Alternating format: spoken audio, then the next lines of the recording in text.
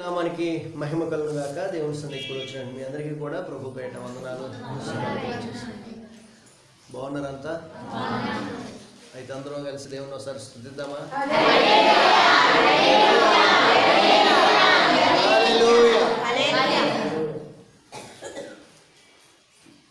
గత వారం మనం బాప్తిస్మము గురించి మాట్లాడుతూ, బాప్తిస్మము అనేది పొందటానికి ముందుగా ఒక వ్యక్తి బాప్తిస్మం పొందడానికి ముందుగా ఆ వ్యక్తి యొక్క స్థితి ఏంటి, ఎందుకు అసలు బాప్తిస్మం అంటే ఏంటి, ఎందుకు పొందాలి, ఎవరు పొందాలి, ఎప్పుడు పొందాలి, ఎలా పొందాలి అనేటువంటి విషయాల్ని మనము ధ్యానం చేస్తూ వచ్చాం. అయితే బాప్తిస్మం పొందటానికి ముందుగా మనం పశ్చాత్తాపంతో మారు మనసు పాపక్షమాపణ నిమిత్తమై దేవుని సందులో విజ్ఞాపన చేసి పశ్చాత్తాపంతో ప్రార్థన చేయాలి అని చెప్తూ, నిజమైనటువంటి పశ్చాత్తాపం అంటే ఏంటి, ఏది పశ్చాత్తాపం కాదు, ఏది పశ్చాత్తాపం, ఎలా ఉంటే అది నిజమైన పశ్చాత్తాపం అనేటువంటి విషయాలను మనం చూస్తూ వచ్చాం. ఈ రోజున బాప్తిస్మము గురించినటువంటి అలా పశ్చాత్తాపం పొందిన తర్వాత, మారు మనసు పొందిన తర్వాత, మారు మనసు పాప క్షమాపణ నిమిత్తం బాప్తిస్మం పొందాలి. అయితే బాప్తిస్మము గురించినటువంటి విషయాలు కొన్ని ఇంకా మనం వివరంగా తెలుసుకుందాం. మనము గత వారమే చెప్పుకున్నాం, బాప్తిస్మము అనేటువంటి మాట గ్రీకులో బాప్టిజో అనేటువంటి పదం నుంచి వచ్చిందని. బాప్టిజో అంటే ఇంగ్లీష్లో టు డిప్ అని, అంటే ముంచబడిన, తీసుకురాబడిన, ప్రవేశపెట్టబడిన అనేటువంటి అర్థాలు వస్తాయని. అంటే క్రీస్తు రక్తములో మనము మన పాపపు వస్త్రాన్ని ముంచటం అనేటువంటి అర్థాన్ని తీసుకుని వస్తుందని, క్రీస్తులోనికి మనం ప్రవేశపెట్టబడ్డామని, క్రీస్తులోనికి మనము తీసుకురాబడ్డామని సంగతిని గ్రహించడం కొరకు బాప్తిస్మం అనే క్రమాన్ని పాటించడం జరుగుతుంది.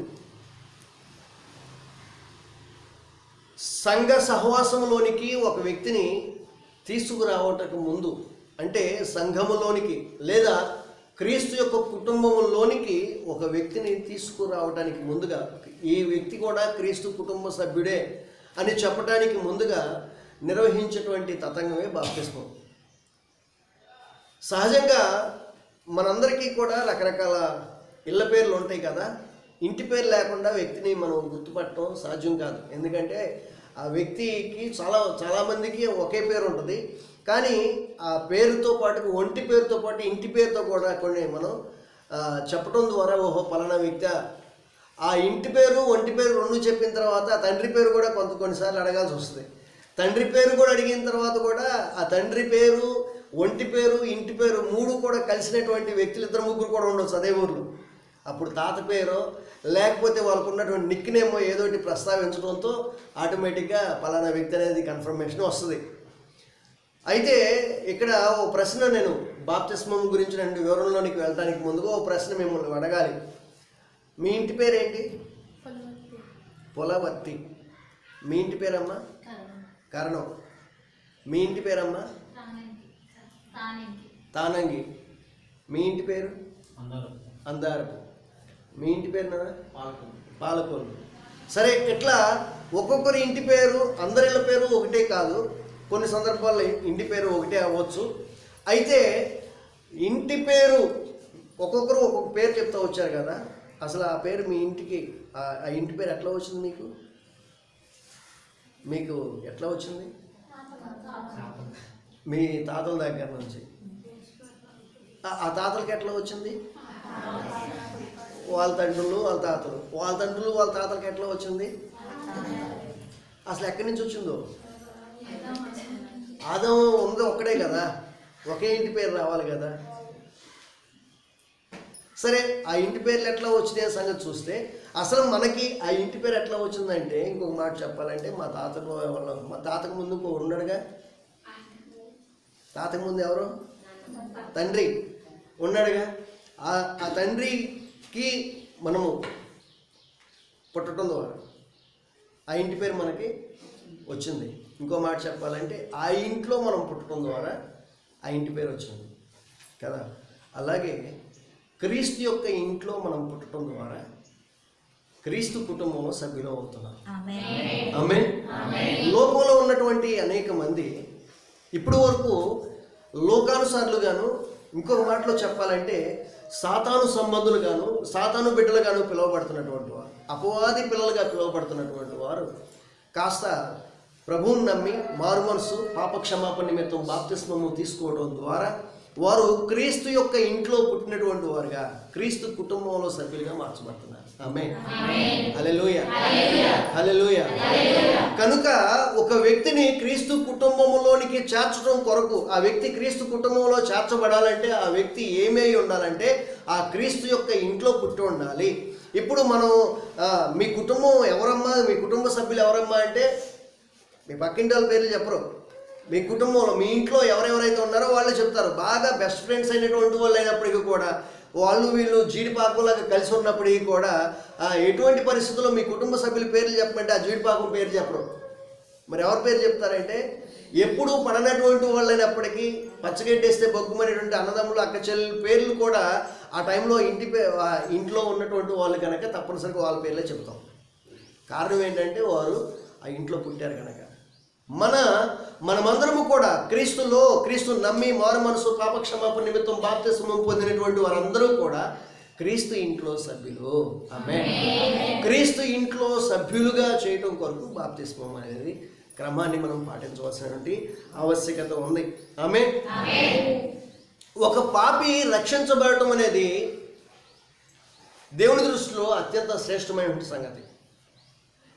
నిజానికి బాప్తిస్మము అనేది ఎట్లాంటిదంటే అది ఒక పండగ. ఆమేన్. ఈ లోకంలో రకరకాల పండుగలు చేసుకుంటూ ఉంటారు సహజంగా, కానీ నిజమైనటువంటి పండగ, క్రైస్తవునికి నిజమైన పండగ ఏదంటే బాప్తిస్మము రోజు. బాప్తిస్మము తీసుకునేటువంటిది నిజమైన పండగ. పండగ జరుపుకోవటం అనేది ఎవరు కూడా ఒంటరిగా చేసుకోరు కదా. పండగ అనగానే ఇంట్లో ఉన్నటువంటి సభ్యులందరూ రావాలి.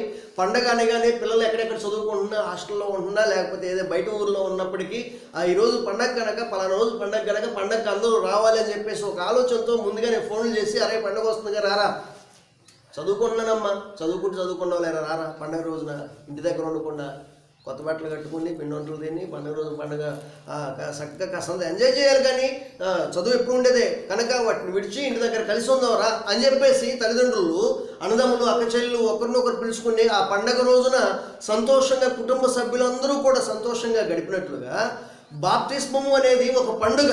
ఆమేన్. ఈ పండుగలో మన తల్లిదండ్రులు మనతో ఉంటారు. ఆమేన్. ఏ తల్లిదండ్రులు అంటే ఆత్మలో మన కన్నటువంటి తల్లిదండ్రులు, ఆత్మానుసారంగా మనం నడిపిస్తున్నటువంటి ఆత్మీయ తల్లిదండ్రులు, వారితో పాటుగా మరి ముఖ్యంగా అసలు ఈ ఆత్మానుసారంగా నడిపిస్తున్నటువంటి ప్రాముఖ్యమైనటువంటి తండ్రి, తల్లి, తండ్రి, అన్న, తమ్ముడు, అక్క, చెల్లి, అన్నిటికీ ప్రతిరూపమైనటువంటి ప్రభు అయినటువంటి యేసుక్రీస్తు వారు. ఆమేన్. ఈ బాప్తిస్మ క్రమంలోనికి తనతో ఉన్నటువంటి పరిశుద్ధ దూతలను తీసుకుని వచ్చి బాప్తిస్మము తీసుకున్న టైంలో ఆయన తొంగి చూస్తూ ఉంటాడు. ఆమేన్. ప్రభు అయినటువంటి యేసుక్రీస్తు వారు ఒక పండగ వాతావరణంలో, ఎందుకంటే ఒక వ్యక్తి, ఒక పాపి మారు మనసు పొంది సాతాను బంధకం నుంచి విడుదల పొందుకుని ప్రభు అయినటువంటి యేసుక్రీస్తుని సొంత రక్షణగా అంగీకరించి ఆయన రక్తంలో పాపాలు కడుక్కుంటూ ఇదిగో ఇక నుండి నేను ప్రభువు బిడ్డనని చాటిస్తూ ప్రభువు నామంలో బాప్తిస్మము పొందటానికి కొరకు తను ప్రతిష్ఠించుకున్నటువంటి ఆ శుభ గడియల్ని, శుభ సందర్భాన్ని చూడటం కొరకు యేసు ప్రభు వారు ఎక్కడెక్కడో ఆయన ఆ లోకాన్ని పరిపాలన చేసే పనిలో ఉన్నప్పటికీ ఆ పరిపాలన బాధ్యతలన్నింటినీ కాసేపు అక్కడ పక్కన పెట్టి బాప్తిస్మ క్రమంలోనికి, ఆ క్రమాన్ని జరిపిస్తున్న తతంగంలోనికి వచ్చి ఆ దూతలతో వేచి చూస్తూ ఉంటారంట. హల్లెలూయా. సృష్టి పాలకుడు, పోషకుడు, సంరక్షకుడైనటువంటి యేసు ప్రభు వారే స్వయంగా మనం బాప్తిస్మం పొందేటువంటి క్రమంలోకి వచ్చి ఆయన చూస్తూ ఉంటే ఈ బాప్తిస్మం ఏదో నెలలో ముంచి తీసేటువంటి ప్రక్రియగా భావిస్తారు సమాజంలో చాలామంది. స్వయంగా యేసు ప్రభువే పాల్గొనే గొప్ప పండుగ బాప్తిస్మం. ఆమేన్. హల్లెలూయా. యేసు ప్రభు అంతటి వాడే మన మధ్యలోనికి వచ్చి ఆ బాప్తిస్మ క్రమాన్ని వీక్షిస్తుంటే మనం కుటుంబ సమేతంగా రావద్దండి. ఆమేన్. కుటుంబ సమేతంగా రావద్దు. జగన్ గారు మన మధ్యలోకి వస్తున్నారు అంటే ఏం చేస్తారు? అంతే, ఎక్కడ లేని అడవుడు అంతా మందే. ఊళ్ళో పెళ్ళికి ఏదో అడవుడు చేస్తాయి అన్నట్టుగా జగన్ గారు మన ఊరికి వస్తున్నారంటే ఇక ఊరు బాధ్యత అంతా మందే, ఆ కార్యక్రమం అంతా మందే, ఎవరు చెప్పాల్సిన పని లేదు. మా ఊరికి వస్తున్నాడు. పైగా వచ్చేది ఎవరింటికంటే మా ఫ్రెండ్ ఇంటికే.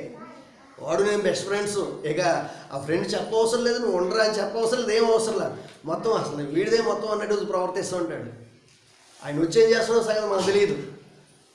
అరే ఒక ముఖ్యమంత్రికి జస్ట్ అట్లా వచ్చి 5 సంవత్సరాల నుండి వెళ్ళిపోయేటువంటి ముఖ్యమంత్రి వస్తేనే మనం అంతా కూడా చేస్తుంటే, ప్రపంచాన్ని పరిపాలన చేసేటువంటి రారాజు అయిన ప్రభువైన యేసుక్రీస్తు వారు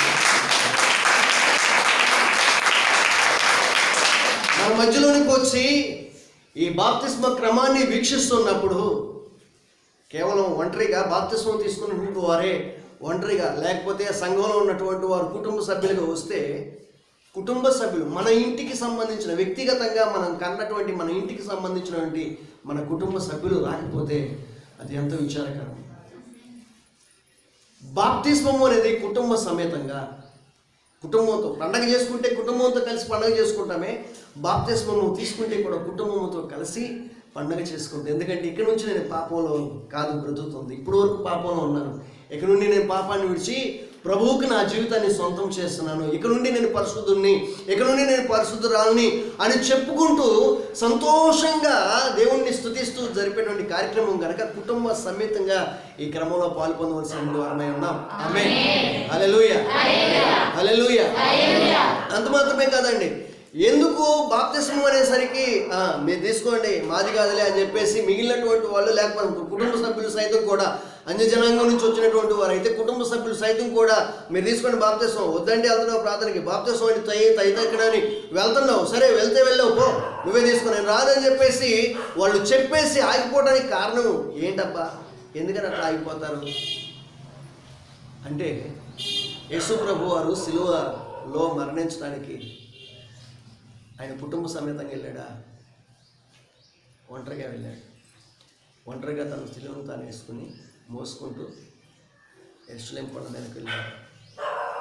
వేడుకగా లోకమంతా చూచేటట్టుగా ఎత్తైనటువంటి గొల్గొతా కొండ మీద ఆయన మరణము చెందటం అనేది జరిగింది.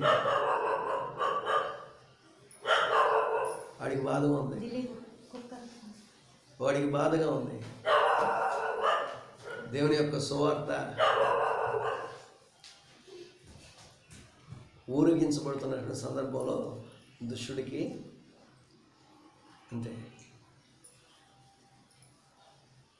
ప్రభువైన యేసుక్రీస్తు వారు లోకమంతా చూస్తుండగా గొల్గొతా కొండ మీద ఒంటరిగా, కుటుంబ సమేతంగా కాదు, ఒంటరిగా తను ఒక్కడే వెళ్ళి సిలువ మీద ఆ విలువైనటువంటి యాగము చేయటం అనేది ఎట్లా జరిగిందో, ఈ రోజున అదే క్రీస్తు మరణంలోనికి మనం కూడా పాలిభాగస్తులు అవుతున్నాం కనుక మనం కూడా చాలామంది ఒంటరిగానే పంపించబడతారు బాప్తిస్మ కార్యక్రమానికి. నా అన్నటువంటి వాళ్ళు లేక, ఇంటి వారు ఉన్నప్పటికీ ఎవరూ లేనటువంటి ఒంటరి వారిలాగా, దిక్కు లేనటువంటి పరిస్థితుల్లో ఎవరూ లేకుండా బిక్కు అంటూ, సరే అయితే ఎవరు రాకపోతే మా సంఘం ఉంది కదా, మా పాస్టర్ గారు ఉన్నారనే తృప్తితో వారు బాప్తిస్మం తీసుకోవడం జరుగుతుంది. భయపడొద్దు, బాధపడొద్దు, ఎవరు లేకపోయినా మన కన్న తండ్రి యేసయ్య మనతో ఉన్నారు. మన తండ్రి మనతో ఉన్నారు, మన సోదరులు మన సోదరులు మనతో ఉన్నారు. ఆమేన్. ఈ రోజున మన శారీరకంగా కన్నటువంటి వాళ్ళు, మనకి తోడపుట్టినటువంటి వారు మనతో రాకపోవచ్చు, కానీ క్రీస్తు రక్తంలో కడగబడినటువంటి వారు రేపటి రోజున మనతో కలిసి పరలోకంలో కూడా ఉండవలసినటువంటి వారు వారే కనుక వారు వస్తారు. ఆమేన్, హల్లెలూయా. ఒకవేళ మన కుటుంబ సభ్యులు రాకపోతే వాళ్ళు ఏమో ఎట్లాంటి వాళ్ళు అంటే వారు దురదృష్టవంతులని చెప్పాలి. ఎందుకంటే సర్వాధిపతి రారాజైనటువంటి యేసు ప్రభు అక్కడికి వస్తుంటే ఆయన సాన్నిహిత్యాన్ని, ఆయన ఇచ్చేటువంటి ఆనందాన్ని, ఆయన ఇచ్చేటువంటి ఆశీర్వాదాన్ని పొందుకోలేనటువంటి దౌర్భాగ్యవంతులు, దురదృష్టవంతులు అని చెప్పాలి. ఈ క్రమంలో పాల్పొందుతున్నటువంటి వారు ఆశీర్వదించబడినవారు. ఆమేన్, హల్లెలూయా. ఒక పాపి రక్షించబడటం అనేది పరలోకంలో పరమ సంతోషాన్ని కలిగిస్తుందంట. లోకసువార్త 15వ అధ్యాయము 10వ వచనం.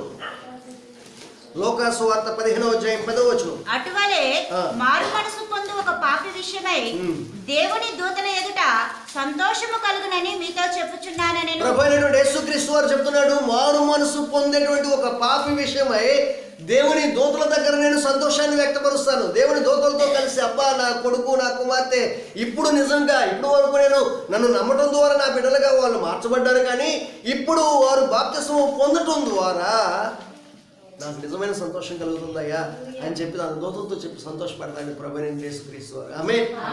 7వ వచనం కూడా అటువలే మారు మనసు అక్కరలేని 99 మంది నీతిమంతుల విషయమై కలుగు సంతోషము కంటే మారు మనసు పొందు ఒక పాపి విషయమై పరలోకమందు ఎక్కువ సంతోషము కలుగును.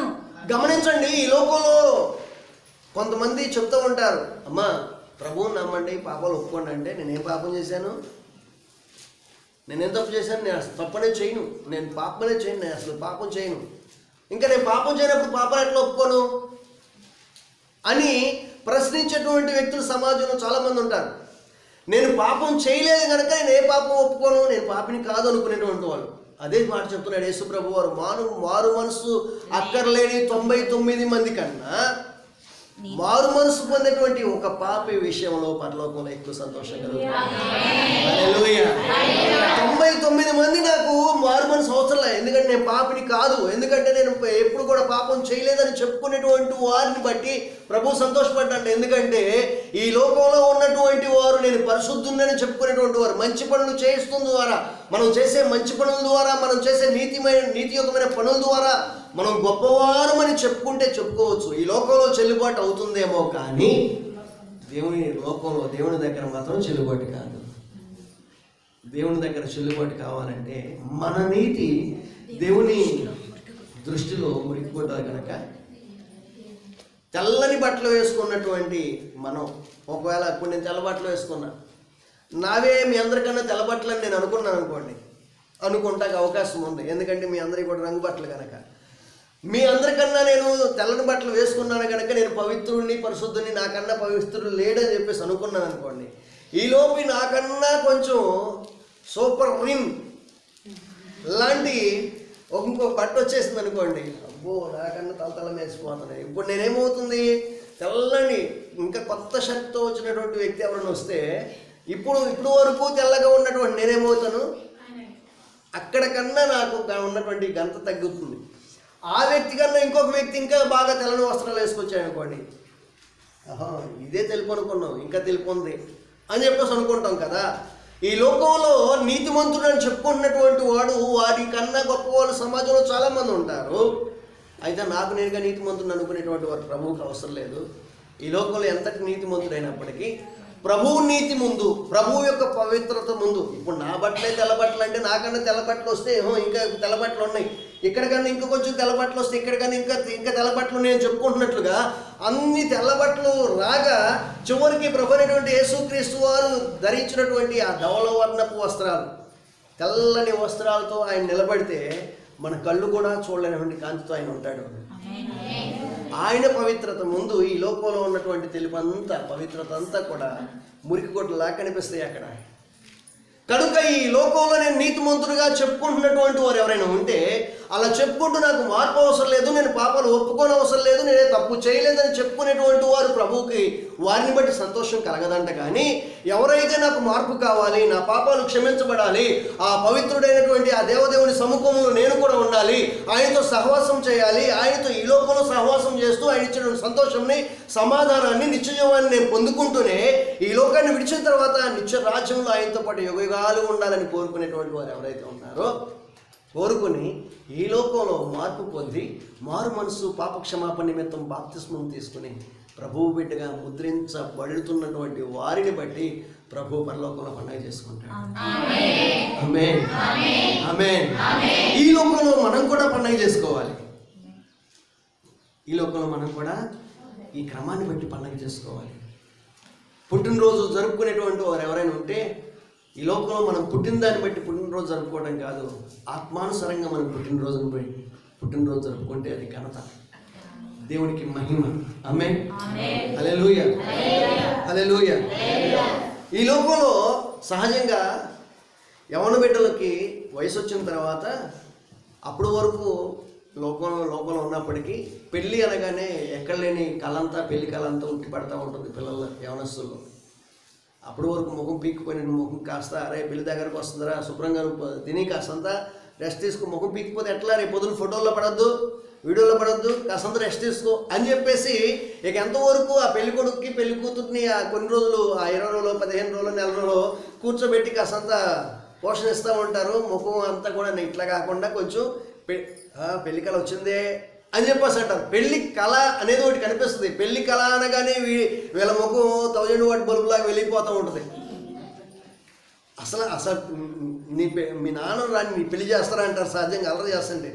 పెళ్ళి అంటే అర్థం ఏంటంటే నీకు ముందు ఉందరా బడిత పూజ అని. కానీ వాస్తవానికి యవనస్తులకు పెళ్ళి అనగానే వాళ్ళ ముఖం వెళ్ళిపోతూ ఉంటుంది. అరే జరిగింది పెళ్ళికి ఇప్పుడు సంతోషం, ఈ కాసేపు సంతోషపడి తర్వాత ఉంటుంది నీ పని అని చెప్పేసి చెప్పగానే చెప్తున్నారు. సరే ఏదైనప్పటికీ పెళ్ళి అనగానే ముఖం చూశారు, ఇప్పుడు మీ ముఖాలు కూడా వెళ్ళిపోతూ ఉన్నాయి. పెళ్ళి అనగానే ఈ లోకంలో యవనస్తుల్ని, ఈ లోక సంబంధమైనటువంటి ఈ లోకంలో తల్లిదండ్రులు పెళ్లి ద్వారా యవనస్తులను సంతోషపరిచేటువంటి ఒక ప్రక్రియ అయితే వివాహం అనేది ఈ లోకంలో యవనస్తుల్ని తల్లిదండ్రులు సంతోషపరిచేటువంటి ప్రక్రియ అయితే, బాప్తిస్మం అనేది తల్లిదండ్రులకి ప్రతిరూపమైనటువంటి యేసు ప్రభుని ఆయన బిడ్డలుగా మనము సంతోషపరిచే ప్రక్రియ. ఆమేన్. బాప్తిస్మము ద్వారా ఆయన బిడ్డలమైనటువంటి మనల్ని బట్టి ప్రభు సంతోషపడతారంట. తల్లిదండ్రులు ఏమో బిడ్డలకి పెళ్లి చేసి సంతోషాన్ని ఇస్తే, బిడ్డలమైనటువంటి మనం యేసు ప్రభుకి బాప్తిస్మం ద్వారా నిజమైన సంతోషాన్ని ఇవ్వగలిగినటువంటి వారంగా మారుతాం. ప్రభు సంతోషాన్ని కోరుకునేది మన నుంచి, ప్రభు మన నుంచి కోరుకునేవి కొన్ని ఉన్నాయి. వాటిలో హృదయపూర్వకంగా ఆయన్ని సేవించడానికి, హృదయపూర్వకంగా ఆయన ఆరాధన చేసేటువంటి వారిని బట్టి ఆయన సంతోషపడుతూ ఉంటాడు. రెండవది పవిత్రంగా జీవించడానికి ఇష్టపడేటువంటి వారిని బట్టి సంతోషపడతాడు. మూడవది బాప్తిస్మం తీసుకోవడానికి బట్టి ఆయన సంతోషపడతాడు. ఆమేన్. హల్లెలూయా. హృదయపూర్వకంగా ఈ లోకంలో ఆయన ఆరాధన చేస్తూ, ఆరాధన చేయటం మాత్రమే కాదు, హృదయపూర్వకంగా మనం పవిత్రతను కలిగి నీతియుతంగా మనం నడుచుకుంటూ దేవునికి అయిష్టంగా కాకుండా ఇష్టపూర్వకమైన భక్తి చేస్తూ బాప్తిస్మం, మారు మనసు పాపక్షమాపణ నిమిత్తం బాప్తిస్మం తీసుకుంటే అది ఎంతో ఎంతో ఎంతో లెక్కలేని సంతోషం అంటది. ఆమేన్. హల్లెలూయా. గత కాలంలో మనం చెప్పుకున్నాం, పరలోకంలోకి వెళ్ళిన తర్వాత గత 2 వారాల క్రితం ఆయన దగ్గరికి వెళ్ళిన తర్వాత బాధపడుతూ ఏడుస్తూ ఉంటారా, ఏడవమాకరా, నా దగ్గరకు వచ్చేసావుగా అని మన కన్నీళ్ళు తుడుస్తూ ఉంటే ప్రభు వారి దగ్గర, అయ్యా నేను ఎంత బాధపడ్డాను నీకేం తెలుసు అయ్యా అన్నట్లుగా మనం బాధలు వ్యక్తపరుస్తుంటే, అక్కడ బాధపడ్డావులే ఇక్కడికి వచ్చేసావు కదా, ఇక నుంచి బాధపడవులే అని మనని సంతోషంగా మన ఓదారుస్తున్నటువంటి ఆ ప్రభువు సముఖంలో మన ధైర్యపరుస్తున్నటువంటి ప్రభు బాప్తిస్మం తీసుకుంటున్నటువంటి క్రమంలో అంట ఆయన ఎంత సంతోషపడతాడంటే, ఇందుకొరకేగా నేను రక్తం కార్చింది, ఇందుకొరకేగా నేను వేదన పడింది. మన బాధలను జ్ఞాపకం చేసుకుంటూ పరలోకంలో ప్రభు దగ్గర మన బాధను వ్యక్తపరుస్తూ, నేను ఎంత బాధపడ్డానో నీకు తెలియదయ్యా అన్నట్లుగా ఆయన దగ్గర వ్యక్తపరుస్తుంటే, అప్పుడు బాధపడ్డావులే ఇప్పుడు సంతోషంగా ఉంటావుగా అని చెప్పేసి ఓదారుస్తున్నాడు కదా ప్రభు. అట్లాగే మనం బాప్తిస్మం తీసుకుంటున్నటువంటి క్రమంలో అంట ప్రభువు వారు తను పడినటువంటి సిలువ వేదనని జ్ఞాపకం చేసుకుంటాడంట. మన నిమిత్తం ఆయన నలగొట్టబడినటువంటి విధానాన్ని జ్ఞాపకం చేసుకుంటాడట. మన నిమిత్తము ఆయన ముఖం మీద గుద్దబడినటువంటి పరిస్థితిని జ్ఞాపకం చేసుకుంటాడంట.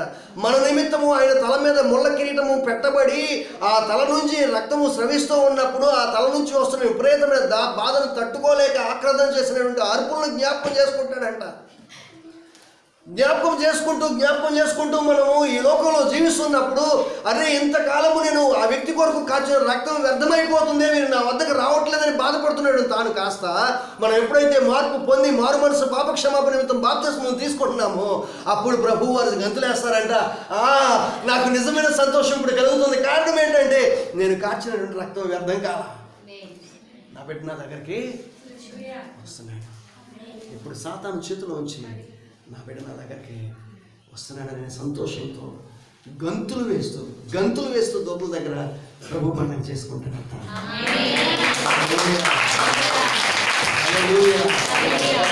బాప్తిస్మం అంటే తేలికపాటిది కాదండి, ఊరికి నీళ్ళలో ముంచి లేపడం కాదు. బాప్తిస్మం అనేది విలువైంది, సంస్కార పరిచర్య అనేది ఇంకా విలువైంది. సహజంగా బాప్తిస్మాన్ని తేలిగ్గా లెక్కేసేటువంటి వాళ్ళు ఉన్నారు, సంస్కార పరిచర్యని తేలిగ్గా లెక్కేసేటువంటి వాళ్ళు ఉన్నారు.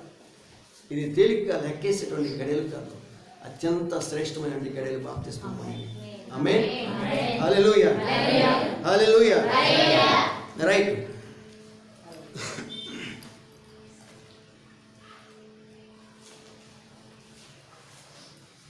ఒక విశ్వాసి బాప్తిస్మం తీసుకున్న తర్వాత రక్షించబడుతా జరగదు. కానీ నేను చాలా విషయాలు, ఒక విషయం రాస్తా కూర్చుంటే, ఒక మాట రాస్తా కూర్చుంటే పరిశుద్ధాత్మ దేవుడు ఒకదాని తర్వాత ఒకటి ఆలోచనలు ఇస్తూ వచ్చాడు.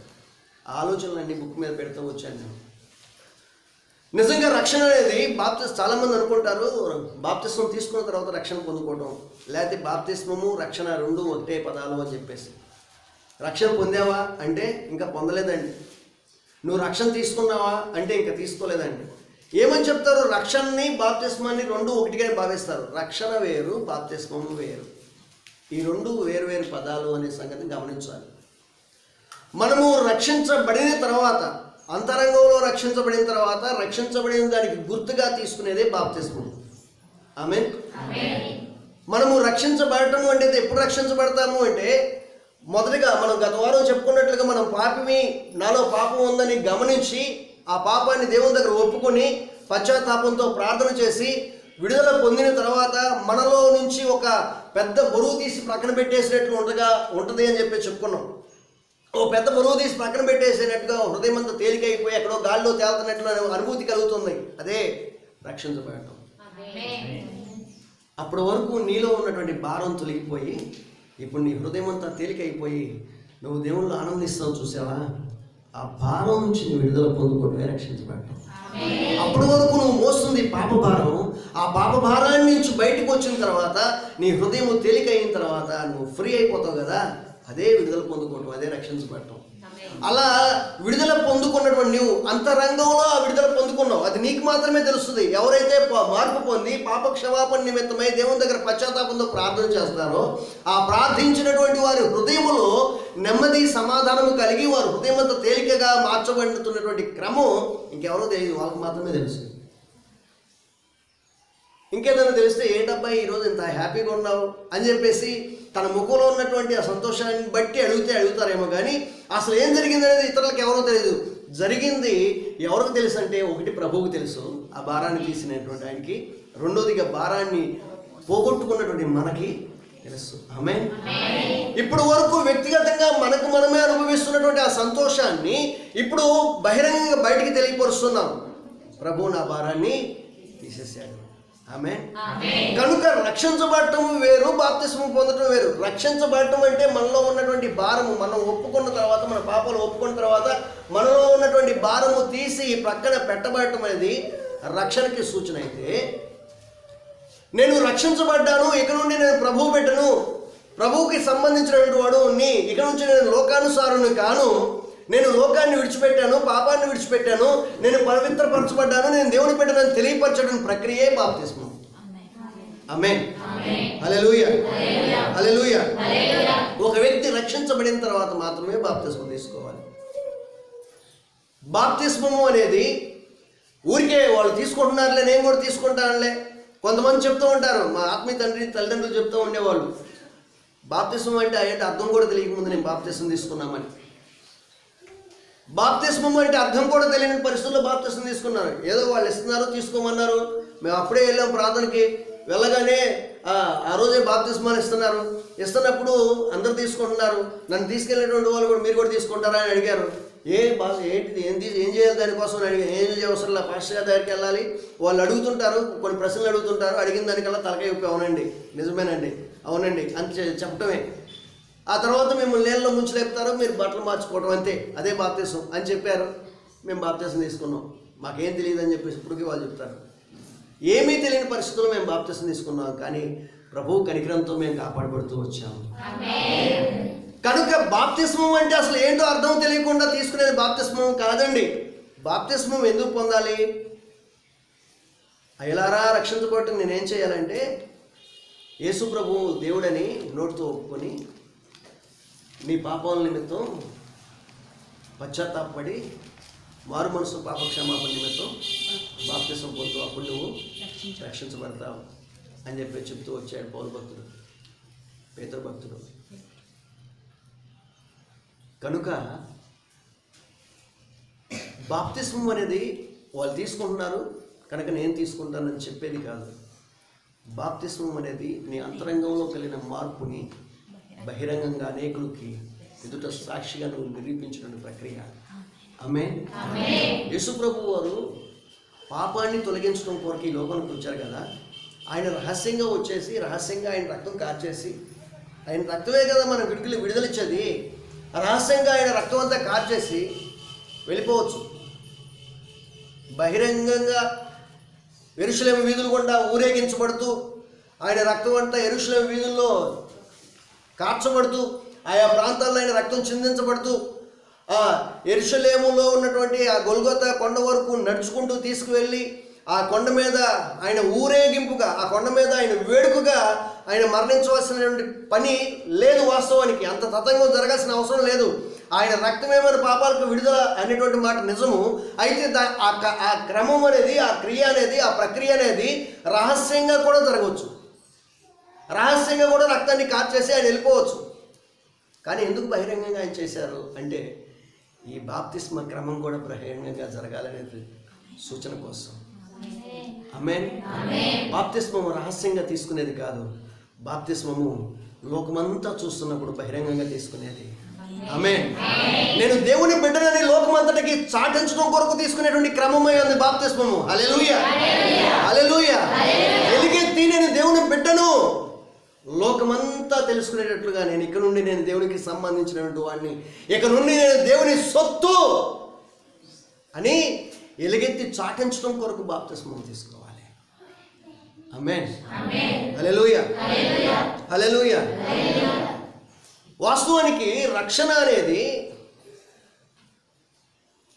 మన యొక్క పనులను బట్టి కలిగేది కాదు, మనం కష్టపడి సంపాదించుకునేది కాదు. రక్షణ అనేది దేవుడిచ్చేది. ఆమేన్. మన పనులను బట్టి, మన క్రియలను బట్టి, మనం చేసే మంచి పనులను బట్టి, దాన ధర్మాలను బట్టి, చేసేటువంటి ఇంకా మిగిలినటువంటి కార్యక్రమాలను బట్టి రక్షణ దొరకదండి, విడుదల కలగదండి. మనం చేసే మంచి పనులు మనం రక్షించలేవు, కానీ కేవలం దేవుని కృప మాత్రమే మనల్ని రక్షిస్తుంది. ఆమేన్. ఎఫెసీ పత్రికలో 2వ అధ్యాయము 8వ వచనం, మీరు విశ్వాసము ద్వారా కృపచేతనే రక్షింపబడి ఉన్నారు, ఇది మీ వలన కలిగినది కాదు, దేవుని వరమే. ఇది మీ వలన కలిగింది కాదు. రక్షణ అనేది మన యొక్క ప్రయత్నం వల్ల వచ్చింది కాదు. మరి దేని ద్వారా వచ్చింది? దేవుని చేతనే రక్షణ మనకు దొరికింది. ఆమేన్. హల్లెలూయా, హల్లెలూయా. ఇది దేవుని వరమే, ఆయన ఇచ్చినటువంటి ఫ్రీ గిఫ్టే ఇది. ఆయన మనకు ఊరికే బహుమానం ఇచ్చాడు తప్పించి అది మనం కష్టపడి సంపాదించుకుంది కాదు. నేను కష్టపడి పొందుకున్నాను, కష్టపడి భక్తి చేశాను, ప్రయాసపడ్డాను, ఎన్నో సమస్యలను శ్రమలను అనుభవించాను, ఇదంతా నా ప్రయాస యొక్క ఫలితం ఈరోజు నేను రక్షణ పొందడం అని చెప్పుకుంటారు కొంతమంది. చచ్చ ఒట్టి అబద్ధం అది. రక్షణ అనేది మన ప్రయాసను బట్టి వచ్చింది కాదు, కేవలం ప్రభు కనికరాన్ని బట్టి మాత్రమే రక్షణ మనకు దొరుకుతుంది. ఆమేన్. హల్లెలూయా, హల్లెలూయా. ఒకటి రక్షణ అనేది మనకి ఎట్లా దొరుకుతుందంటే, ఒకటి దేవుని కృప వలన వస్తుంది, రెండవదిగా ఆ దేవుని యందు మనం నమ్మకం ఉంచడం బట్టి వస్తుంది. అదే మాటలో చెప్తున్నాడుగా, మీరు విశ్వాసం వలన, దేవుని కృప వలన, 2 మాటలు చెప్తున్నాడట. విశ్వాసం వలన, దేవుని మీద మనం విశ్వాసం ఉంచడం ద్వారా. ఏమని విశ్వాసం ఉంచడం ద్వారా? యేసు ప్రభువు నా పాపముల నిమిత్తము, ఆయన ఏదో తప్పు చేసి కలవరి శిలువ మీద చచ్చిపోవాలా, ఆయన ఏదో తప్పు చేసి కలవరి శిలువ మీదకు వెళ్తూ ఆ శిలువ భారాన్ని మోయటం అనేది ఆయన చేసిన తప్పుదాలను బట్టి ఆయనకి శిక్ష విధించబడాల. మనము చేసిన తప్పుదాలను బట్టి, మన చేతులు చేసిన తప్పిదాలను బట్టి ఆయన చేతుల్లో మేకులు దించబడి, మన కాళ్ళ ద్వారా చేసిన పాపాలను బట్టి ఆ పరిహారం కోసం ఆయన కాళ్ళలో మేకులు కొట్టబడి, మన శరీరం చేసినటువంటి పాపాల యొక్క పరిహారం కొరకు ప్రభు అయినటువంటి శరీరం అంతా కూడా నాగడి చాలా వలె దున్నబడింది. మన ముఖము ద్వారా సోకులు, సొగసులు, అందాలు లేనటువంటి అందం ఈ నలుపుని కాస్త తెల్లగా మార్చేసినటువంటి బ్యూటీ పార్లర్స్ ఎన్ని వచ్చినాయో. ఈ ముఖము ద్వారా చేసినటువంటి పాపాన్ని పరిహరించడం కొరకు ఆయన ముఖం మీద పిడిగుద్దులు గుద్దబడినటువంటి వాడుగా మార్చబడ్డాడు. ఈ తల ద్వారా ఈ మనసు మనం ఏ పని చేయాలన్నా, ఏ తప్పు చేయాలన్నా, ఏ మంచి చేయాలన్నా ఇక్కడి నుంచి ఆలోచన చేసేది.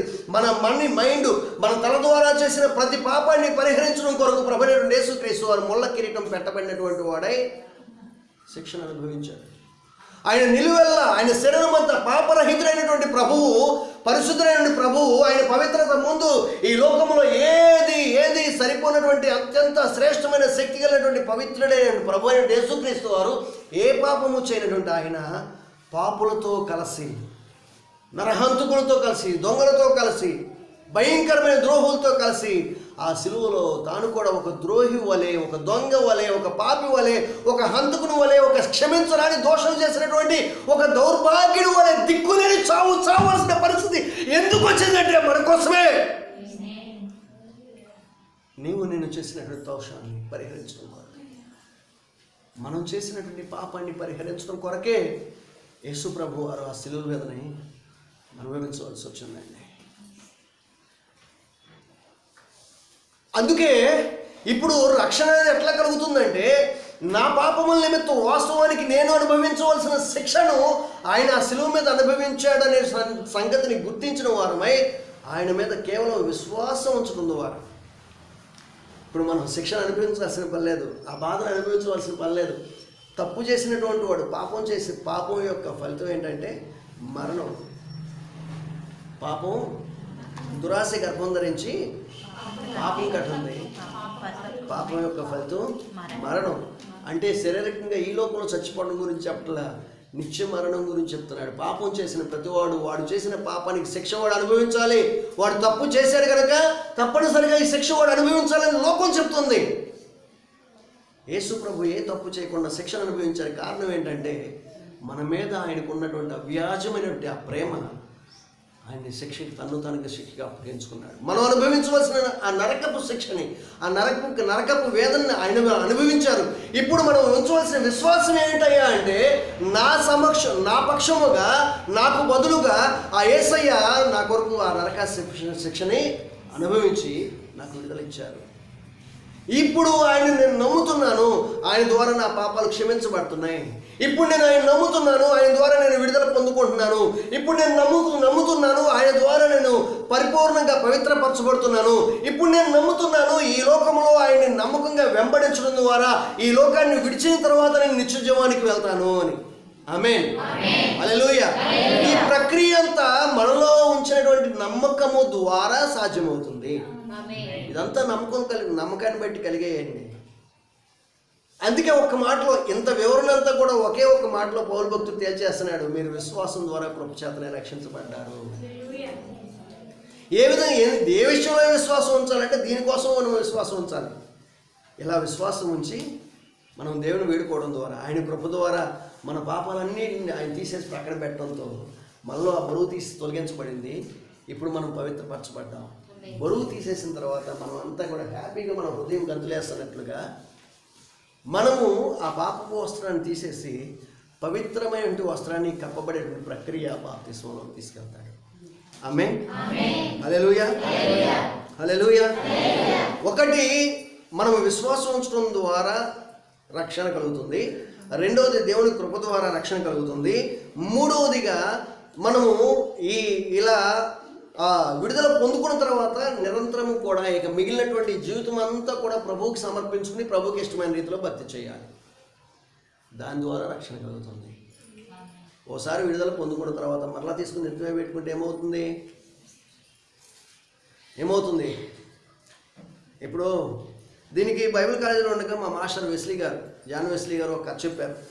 ఆయన లెసన్ చెప్పడానికి ముందు మధ్య మధ్యలో కథలు చెప్తూ ఆ లెసన్కి అనుగుణంగా మాకు అర్థం అవడానికి ఈజీగా ఆయన కథలతో పాఠాలు చెప్తూ వచ్చేవారు. అప్పుడప్పుడు ఆయన చెప్పినటువంటి మాట ఇప్పటికీ గుర్తుండిపోయింది. అది ఏంటయ్యా అంటే, ఒక ముసలావిడ మండు వేసవకాలంలో మామిడికాయల గంప నెత్తిమే పెట్టుకుని కాళ్ళకి చెప్పులు కూడా లేకుండా నడి రోడ్డు మీద మండు వేసవకాలంలో నడుచుకుంటూ వెళ్తుందంట, చెమటలు కక్కుతూ. కనీసం ఆ రోడ్లో ఆ దారిలో ఎక్కడ ప్రక్కన చెట్టు కూడా లేదంట. ఆ ఎండలో ఒక ఊరు నుంచి ఇంకొక ఊరికి నడుచుకుంటూ వెళ్తుంది, చాలా గ్యాప్ ఉంది, ఇంకొక ఊరికి మధ్యలో గ్యాప్. ఇప్పుడు ఇక్కడ కొన్ని కాయలు అమ్ముకుంది, ఆ ఊర్లో అమ్ముకుంటే అయిపోతాయి అనేటువంటి ఆలోచనతో వెళ్తూ ఉంది. చెమటలు కప్పుతూ ఉంది చాలా ముసలావిడ, నడవలేక నడుస్తూ ఉంది. ఆ సంగతిని ఒక వ్యక్తి దూరంగా కారులోంచి వస్తున్నటువంటి వ్యక్తి చూసి అయ్యో పాపం ముసలావిడ మొయ్యలేక మోస్తుంది భారం అంతా, ఇప్పుడు ఈ వయసులో కూడా ఇంత కష్టపడుతుందా ఈవిడ అని చెప్పేసి ఈవిడికి ఏ విధంగా నేను సహాయపడగలను ఆలోచిస్తూ దగ్గరకు వచ్చిన తర్వాత కారు ఆపాడు.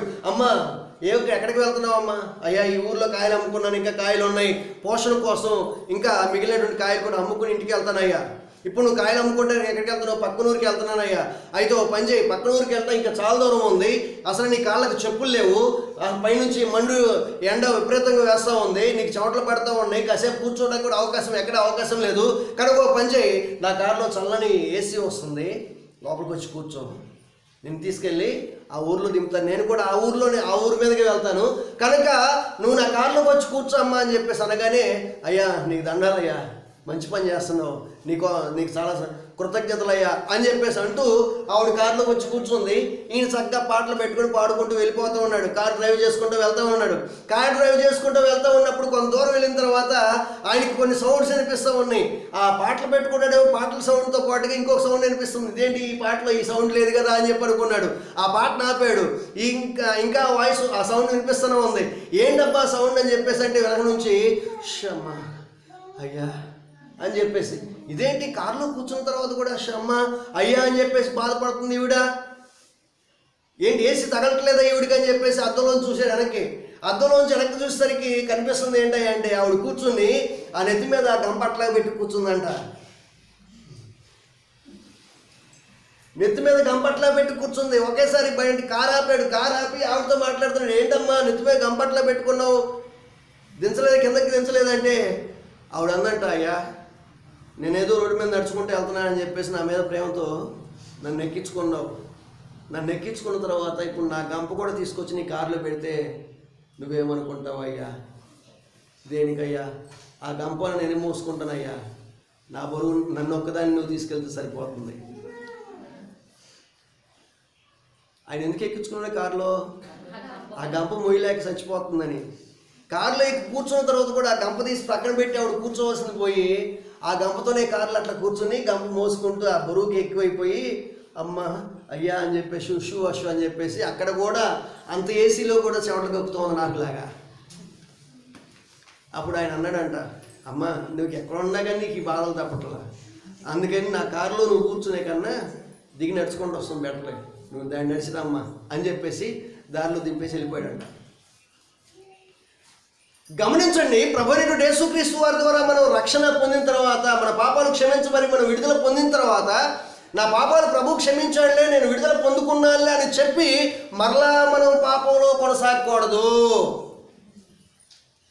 మనం విడుదల పొందుకున్న తర్వాత మనం పాపంలో కొనసాగుతూ ఉన్నట్లయితే, ఈ పల్లగంపను ఎత్తిమే పెట్టుకున్నటువంటి రుద్రాన్ని చూసి మనం ఎట్లయితే నవ్వుకున్నామో, మనల్ని చూసి కూడా అపవాదిగా అట్లాగే నవ్వుతూ ఉంటాడు. అపవాదితో ఉన్నటువంటి మిగిలిన దూతలు కూడా అట్లాగే అవుతూ ఉంటాడు. చూసావా ప్రభువా, నీ పిచ్చి కాకపోతే వీళ్ళు నీ వాళ్ళు అనుకుంటున్నావా? నా వాళ్ళు, నా చేతిలోంచి వీళ్ళు వెళ్ళిపోరు, ఎక్కడికి వెళ్ళరు. వీళ్ళకి ఆ పాపం అంటే ఎంత ఇష్టమో, ఆ తప్పు చేయడం అంటే ఎంత ఇష్టమో, ఆ దొంగతనం అంటే ఎంత ఇష్టమో, ఆ వ్యభిచారం అంటే ఎంత ఇష్టమో, అలా మోసం చేయడం అంటే ఎంత ఇష్టమో, తనది కాని దాన్ని ఆశించడం అంటే ఎంత ఇష్టమో, వీళ్ళకి ఇష్టమైనటువంటి వాటిని నీ విడిచిపెట్టేసి నీ దగ్గరకు వచ్చేస్తారనుకుంటున్నావా? నువ్వేదో అన్నీ తీసేస్తున్నావు కానీ, నీ దగ్గరకు వచ్చి ఏడవ కానీ నువ్వేదో జాలి పెట్టిపోయి తీసేస్తున్నావు. మరలా వాళ్ళు ఎక్కించుకుంటారు, వాళ్ళ బరువు వాళ్ళు పెంచుకుంటూనే ఉంటారు, నువ్వు తీస్తూనే ఉంటావు. ఇది కొనసాగే ప్రక్రియ. తర్వాత మెల్లమెల్లగా వాళ్ళు నాతో పాటు తీసుకెళ్ళిపోతాను ప్రభువా అని చెప్పేసి హేళన చేస్తూ ప్రభువు ముందు మాట్లాడుతుంటే ప్రభువు ఎంత వేదన చెందుతూ ఉంటాడు. కనుక ఓసారి రక్షణ పొందిన తర్వాత, అంటే మారు మనసు పాప క్షమాపణను నువ్వు పొందిన తర్వాత, ప్రభు నీ భారాన్ని తీసివేసిన తర్వాత నువ్వు మరలా పాపంలోకి వెళ్ళటానికి వీల్లేదు, మరలా పాపంలో నువ్వు జీవించడానికి వీల్లేదు.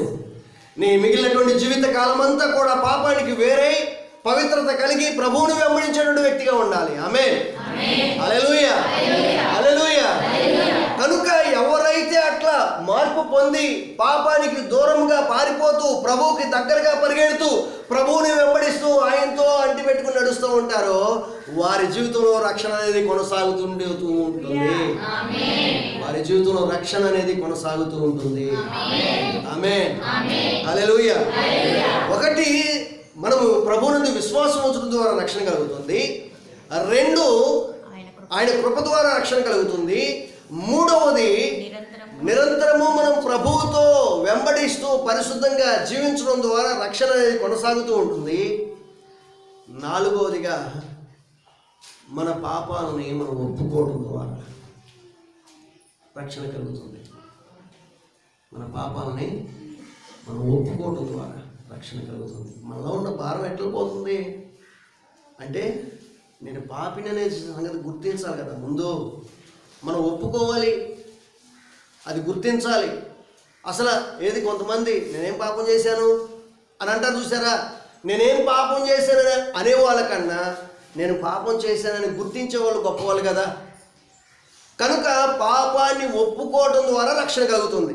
ఓకే, ఐదవది, పాపాన్ని ఒప్పుకోవడం మాత్రమే కాదు, ఒప్పుకొని పశ్చాత్తాపంతో క్షమాపణ వేడుకోవడం ద్వారా రక్షణ కలుగుతుంది. ఆమేన్, హల్లెలూయా. చాలా మంది పాపాన్ని ఒప్పుకునే దశలో ఉంటారు. నేను పాపం చేశాను అనే సంగతి గ్రహిస్తారు, కానీ దాన్ని ఒప్పుకునే దగ్గరకు వచ్చేసరికి పెదవులతో ప్రార్థన చేస్తారు. పెదవులతో చేసే ప్రార్థన అంగీకరించబడదు.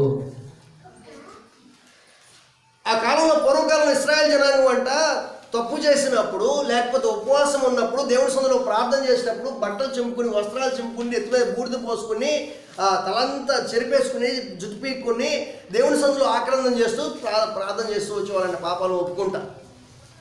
అందుకే అందుకే దేవుడు మాట్లాడుతూ ఉన్నాడు, మీరు వస్త్రాలను కదా చింపుకోవాల్సింది, హృదయాన్ని చింపుకోవాలి. ఆమేన్. బట్టలను చింపుకుని ప్రార్థన చేయడం కాదు, హృదయాన్ని చింపుకుని ప్రార్థన చేయాలి. సుంకరివ్వాలి. ఆమేన్, హల్లెలూయా. అయ్యో పాపినైనా నన్ను క్షమించును ప్రభు అని గుండెలు బాదుకుంటూ పరలోకమైన దేవుడి వైపు చూడటానికి కూడా ధైర్యం చాలనటువంటి వాడే గుండెలు బాదుకుంటూ పాపినైనా నన్ను క్షమించండి ప్రభు అని ఆక్రందన చేసినటువంటి సుంకరిలాగా మనం దేవుని సందులో ఒప్పుకోలు ప్రార్థన చేయాలి. ఆమేన్. అలా ఒప్పుకోలు ప్రార్థన చేసేటువంటి వారు పాపములు క్షమించబడి వారు రక్షించబడతారు. ఆమేన్, హల్లెలూయా.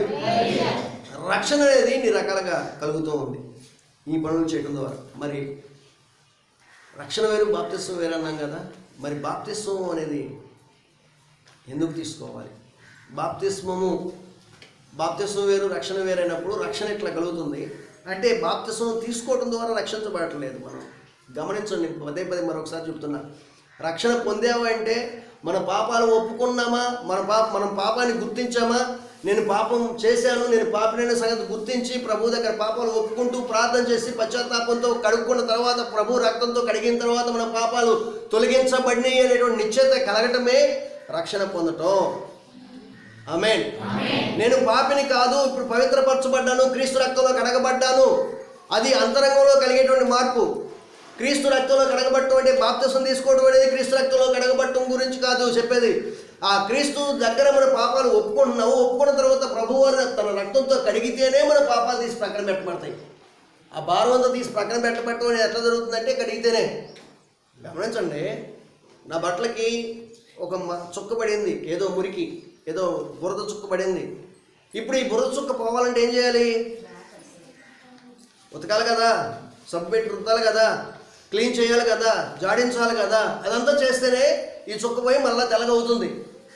కనుక ఈ శుద్ధి చేసేటువంటి ప్రక్రియ అంతా చేసిన తర్వాత ఆ ఇళ్ళలో ఏం చేస్తుంది? నీళ్ళలో తీసుకెళ్ళి అలా జాడేస్తుంది. ఆటోమేటిక్గా అలా పైకి తీసి చూస్తే అమ్మాయి మరకపోయింది. మరకపోకపోతే ఆయనతో మనం పడలేము అని చెప్పేసి అనుకుంటూ బాధపడతా ఉతికింది కదా. మరకపోయేదాకా పాపం చేతులు అరగ తీసుకుని మరీ బాధపడతా ఉతుకుతుంది. మరకపోయిన తర్వాత సంతోషం, ఆ పడినటువంటి బాధ అంతా మర్చిపోద్ది. మరకపోయిన తర్వాత అమ్మయ్య నా పడిన ప్రయాసకే ఫలితం దక్కిందని చెప్పి సంతోషంగా చెప్పుకుంటుంది. ఆ ఇళ్ళాలు సంతోషంగా ఆ బట్టలు ఆరేస్తుంది కదా. అలాగే మన పాపాలు ఒప్పుకుంటూ పశ్చాత్తాపడంతో దేవుని దగ్గర మనం ప్రార్థన చేసినప్పుడు ప్రభువైనటువంటి యేసుక్రీస్తు వారి రక్తం అనేది మన పాపపు మరకని కడిగివేస్తుంది. ఆమేన్. మన పాపపు మరకని కడిగివేసిన తర్వాత పాపపు మరకని అట్లా కప్పి ఉంచదు. పాత నిబంధనలో ధర్మశాస్త్రము అంటే వాళ్ళు అర్పించే బలులు, ఆ యాగాలు, ఆ యజ్ఞాలు ఏం చేసేవంటే వాళ్ళు చేసిన పాపాన్ని కప్పి ఉంచే. అట్లా కప్పి ఉంచినప్పుడు ఏమవుతుంది అంటే, జేబులో కాయిన్ కూడా లేదు నా దగ్గర. కప్పి ఉంచినప్పుడు ఏమవుతుందంటే, ఇక్కడ ఈ చేతిలో ఏదో పెట్టామనుకోండి, దీన్ని ఇట్లా ఉంచితే ఈ లోపల ఏముందో మనకు తెలియదు. లోపల ఉన్నదాన్ని తెలుసుకోవాలంటే ఏం చేయాలి? ఇది తీసేయగానే లోపల ఉన్నది కనిపిస్తుంది. ఇది మూస్తే లోపల ఉన్నది కనిపించదు, పైన ఉన్నట్టు చేయి మాత్రమే కనిపిస్తుంది. ధర్మశాస్త్రం వాళ్ళు చేసినటువంటి యజ్ఞాలు, బలులు, యాగాలు, అర్పణలు అనేవి ఏం చేస్తాయి అంటే వారి పాపాన్ని అట్లా కప్పి ఉంచేయి.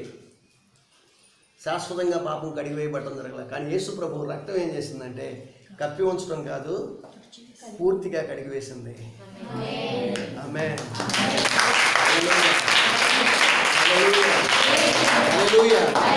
మన పాపాలని కప్పివేలా పూర్తిగా కడిగివేసాడు. అందుకే మన పాపాన్ని ఆయన వీపు వెనక్కి వేసేస్తున్నారు. వీపు వెనక్కి వేసింది మనకు కనిపించాలి అంటే ఎలా కనిపిస్తుంది? మనం వెనక్కి తిరిగానో చూడాలి. అంతే, అద్దంలో చూసినా కానీ వీపు వెనక ఉన్నది కనపడదు కదా. వెనకున్నటువంటి వాడు ఎవరన్నా చెప్పాలి, లేకపోతే వెనక్కి తిరిగి చూడాలి. ఈ రెండు మనం చెయ్యం. ఎందుకంటే ఆయన నాగట మీద చెయ్యి వేసి వెనుదిరిగి చూడమని నాకు పాత్రుడు కాదని చెప్తున్నాడు. ఆయన్ని నమ్మి ఆయన్ని వెంబడించడం మొదలుపెట్టిన తర్వాత ఇక మా వాళ్ళు ఒప్పుకోరు, మా ఇంటి వాళ్ళు ఒప్పుకోరు, నా ఆవిడ ఒప్పుకోదు, మా అబ్బాయి ఒప్పుకోడు, మా తాత ఒప్పుకోడు అని చెప్పేసి వెనక్కి తిరిగి చూసేటువంటి ప్రక్రియ ఉండకూడదు. ప్రభువుని నమ్మిన తర్వాత ఇక ఎటువంటి పరిస్థితుల్లో వాళ్ళు వీళ్ళు కాదు, నాకు ప్రభువే కావాలి. దుక్కు దున్నేవాడు ఏం చేస్తాడండి?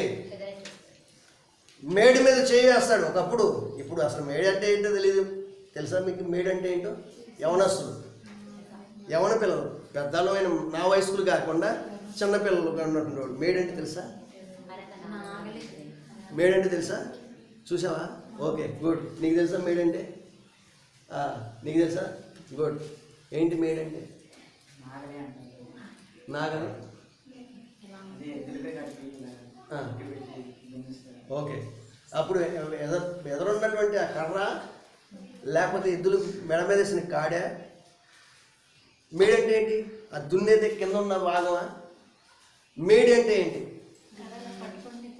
మీరు ఆగండి అమ్మా, నేను యవనస్తులన్నా, మీరు కూడా యవనస్తుల్లోకి వెళ్ళిపోతున్నారే. మేము కాదా మాస్టర్ గారు అంటే? అవును, కాకపోతే ఇక్కడ సమాధానం చెప్పేలాగా కాదు. మేడి అంటే ఏంటి? మేడంటే ఇవి ఇప్పుడు నేను చెప్పినది కాదు, ఆ ఎడ్ల మెడల మీద వేసిన కాడి కాదు, పొడవుగా ఉన్నటువంటి కర్ర కాదు, ఆ కింద దున్నేటువంటి దాన్ని ఏమంటారు? ఇనపదాన్ని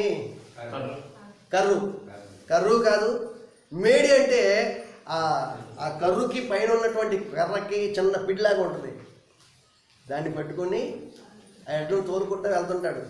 అలా తోలుకుంటూ దున్నుకుంటూ వెళ్తూ ఉన్నప్పుడు ఎంతవరకు దున్నాను, ఎట్లా దున్నాను వెనక్కి తిరిగి చూసుకోడు. తనకు తెలుసు తను దున్నుతుంది, కరెక్ట్గా దున్నుతున్నానని. దాన్ని పట్టుకున్న తర్వాత ఎడ్లు కరెక్ట్గా లైన్లో వెళ్తున్నాయో లేదో చూసుకుంటాడు తప్పించి ఎదురుతిరిగి ఎప్పుడు కూడా వెనక్కి తిరిగి చూడటం. ఒకవేళ వెనక్కి చూడాలంటే ఏం చేస్తాడంటే మరలా అలా తిరిగి ఈ లైన్లోకి వచ్చినప్పుడు ఎదురు చూసుకుంటూ వెళ్తాడు తప్పించి వెనక్కి తిరిగి మాత్రం సైన్యం చూడటం. ఆమేన్. మేడి మీద అంటే సిలువ మీద ఆయన వెంబడింపగోరువాడు ఆయన సిలువ ఎత్తుకొని వెళ్తూనే ఉండాలి తప్పించి వెనక్కి తిరిగి చూసేటట్టు వాడు అంటే ఆయనకి ఇష్టం ఉండదు. ఆమేన్. అంటే మేడి పట్టుకుని ముందుకు దున్నుకుంటూ వెళ్ళిపోయేటువంటి వ్యక్తిగా ఉండాలి. అలా ముందుకు దున్నుకుంటూ వెళ్ళిపోయేటువంటి వ్యక్తి అవలేలుగా చక్కగా ఎకరాలు దున్నేస్తూ ఉంటాడు. రోజుకి మా నాన్న దున్నిన కాలంలో రోజుకి 2 ఎకరాలు 2.5 ఎకరాలు దున్నేవాడు. పొద్దున్నే వెళ్ళేవాడు, మళ్ళీ రాత్రికి వచ్చేవాడు. 2.5 ఎకరాలు దున్నేవాడు. ఇప్పుడు వచ్చేసరికి ఎకరం దున్నటమే కష్టం. అసలు దున్నటం అంటే లేదు అనుకోండి. ట్రాక్టర్లు వచ్చినాక కానీ ఆ కాలంలో అట్లా దున్నటం అనేది జరిగింది. కనుక అది చెయ్యి పెట్టిన తర్వాత వెనక్కి తిరిగి చూసుకోకుండా వెళ్ళినట్లుగా ప్రభువుని నమ్మటం మొదలు పెట్టిన తర్వాత, ప్రభువుని నమ్మిన తర్వాత ఇక వెనక్కి తిరిగి చూడటం అనేది ఉండకూడదు క్రైస్తవుని జీవితంలో. ఆమేన్. నీ పాపాలు ప్రభువు క్షమించే నీకు విడుదలనిచ్చి నువ్వు నరకంలోకి వెళ్లకుండా నిత్యజీవంలోకి తీసుకువెళ్ళి ఆయనతో యుగయుగాలు మోక్షములోనే ఇక నరకపు వాసన తగలకుండా యుగయుగాలు ఆ నిత్యజీవంలో జీవింప చేస్తానని చెప్పిన తర్వాత, ఈ భాగ్యాన్ని ఇస్తానన్న తర్వాత దాన్ని పొందుకునేటువంటి అర్హత పొందుకుని మరలా వెనక్కి తిరిగి చూస్తే మనంత దౌర్భాగ్యం ఇంకెవరు ఉంటారండి? ప్రభువులోకి వచ్చిన తర్వాత ఆయన ఇచ్చే విడుదల గొప్పది. విడుదల పొందిన తర్వాత ఆయన వెంబడించడంలో ఉన్నటువంటి గొప్ప మేలు ఇంకెక్కడ మనకు దొరకదు. ఆమేన్. వెంబడిస్తున్న కొలది మనం మేలుల రాసుల్ని, ఆశీర్వాదాల రాసుల్ని మనం వెనకేసుకుంటూ వెళ్తాం. ఆమేన్. మనం దున్నుకుంటూ వెళ్తున్న కొలదిగా ఆ భూమిలో, మనం దున్నుతున్నటువంటి భూమిలో రత్నాల రాసులు గొట్లు గొట్లు గొట్లు గొట్లు కనిపిస్తూ ఉంటాయండి. ఆమేన్. హల్లెలూయా, హల్లెలూయా. ఆ రాసులు అనేవి ఎట్లాంటివి అంటే ఈ లోకంలో పొందుకునేటువంటి ఏదో రత్నాలు, వజ్రాలు, వైడూర్యాల గురించి నేను మాట్లాడలేదండి. అంటే శ్రేష్టమైనటువంటి సంపదగా మనం భావిస్తున్నది ఏవైతే ఉన్నాయో, శ్రేష్టమైన ఆశీర్వాదాలు ఈ లోకము ఇవ్వలేనివి, ఈ లోకంలో మనం సంపాదించలేనివి, ఎక్కడ దొరకనివి, కేవలం ప్రభువు మాత్రమే ఇవ్వగలిగినవి ఆయన ద్వారా మనం పొందుకుంటాం. ఆమేన్. హల్లెలూయా, హల్లెలూయా. అందుకే ఆయన శిలువ మీద చెయ్యి, అదే ఆయన వెంబడించడం మొదలు పెట్టిన తర్వాత వెనుదిరిగి చూడటం మనం చేయకూడదు. వెనుదిరిగి ఏమంటే మనం పొందుకోవాల్సినటువంటి ఆశీర్వాదాలను దూరం చేసుకుంటున్నామని ఆయన గుర్తించాలి. ఆశీర్వాదాలను దూరం చేయటం కొరకు అపవాది నిత్యం ప్రయత్నం చేస్తూ ఉంటాడు.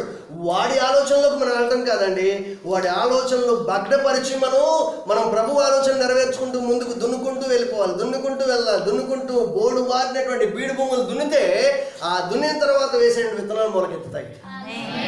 భూమి ఫలవంతంగా మారుతుంది. మన కుటుంబం ఆశీర్వాదకరంగా మార్చబడాలంటే మన భూమి దున్నబడాలి. మనము ఆశీర్వాదకరంగా మార్చబడాలంటే మన భూమి దున్నబడాలి. దున్నబడేదే ప్రభువైనటువంటి యేసుక్రీస్తు రక్తము, సన్నిధి, ఆయన వాక్యం. ఆమేన్. హల్లెలూయా. దున్నబడేటువంటి ప్రక్రియకి మనం అప్పగించుకున్నప్పుడు ఆ సేవకుడు వాక్యపు విత్తనాలు వేసుకుంటూ వెళ్తాడు. ఇంకా హృదయం అనేటువంటి భూమి ఎట్లా దున్నబడుతుందో తెలుసా? హృదయం అనేటువంటి భూమి దున్నబడటానికి మార్గం ప్రారంభం అది దేవుని మందిరంలోనికి ప్రారంభంలోనే రావాలి. అందరూ ఎందుకు చెప్తామో తెలుసా? ఒక భూమి ఫలవంతమైన భూమిగా ఉండాలంటే మొట్టమొదటిగా ఆ భూమి దున్నాలి కదా. భూమిలో విత్తనాలు వేయాలంటే, వరి నాట్లు వేయాలన్నా, ఆకుమడి కొయ్యాలన్నా మొదటిగా భూమి దున్ని, మెత్తగా దున్ని చక్కగా దాన్ని సదును చేసుకుంటారు కదా. అలా మన హృదయపు భూమి దున్నపడేటువంటి ప్రక్రియ దేవుని మందిరంలోకి ప్రారంభంలోనే వచ్చినప్పుడు, ప్రారంభ ప్రార్థన తర్వాత మనం పాటలు పాడటం మొదలు పెడతాం చూసారా? ఆ పాటల్లో మన హృదయం దున్నమట్టం మొదలు పెడుతుంది. ఆమేన్. ఆ పాటల్లో నుంచి దేవుడు మనతో మాట్లాడటం మొదలు పెడతాడు.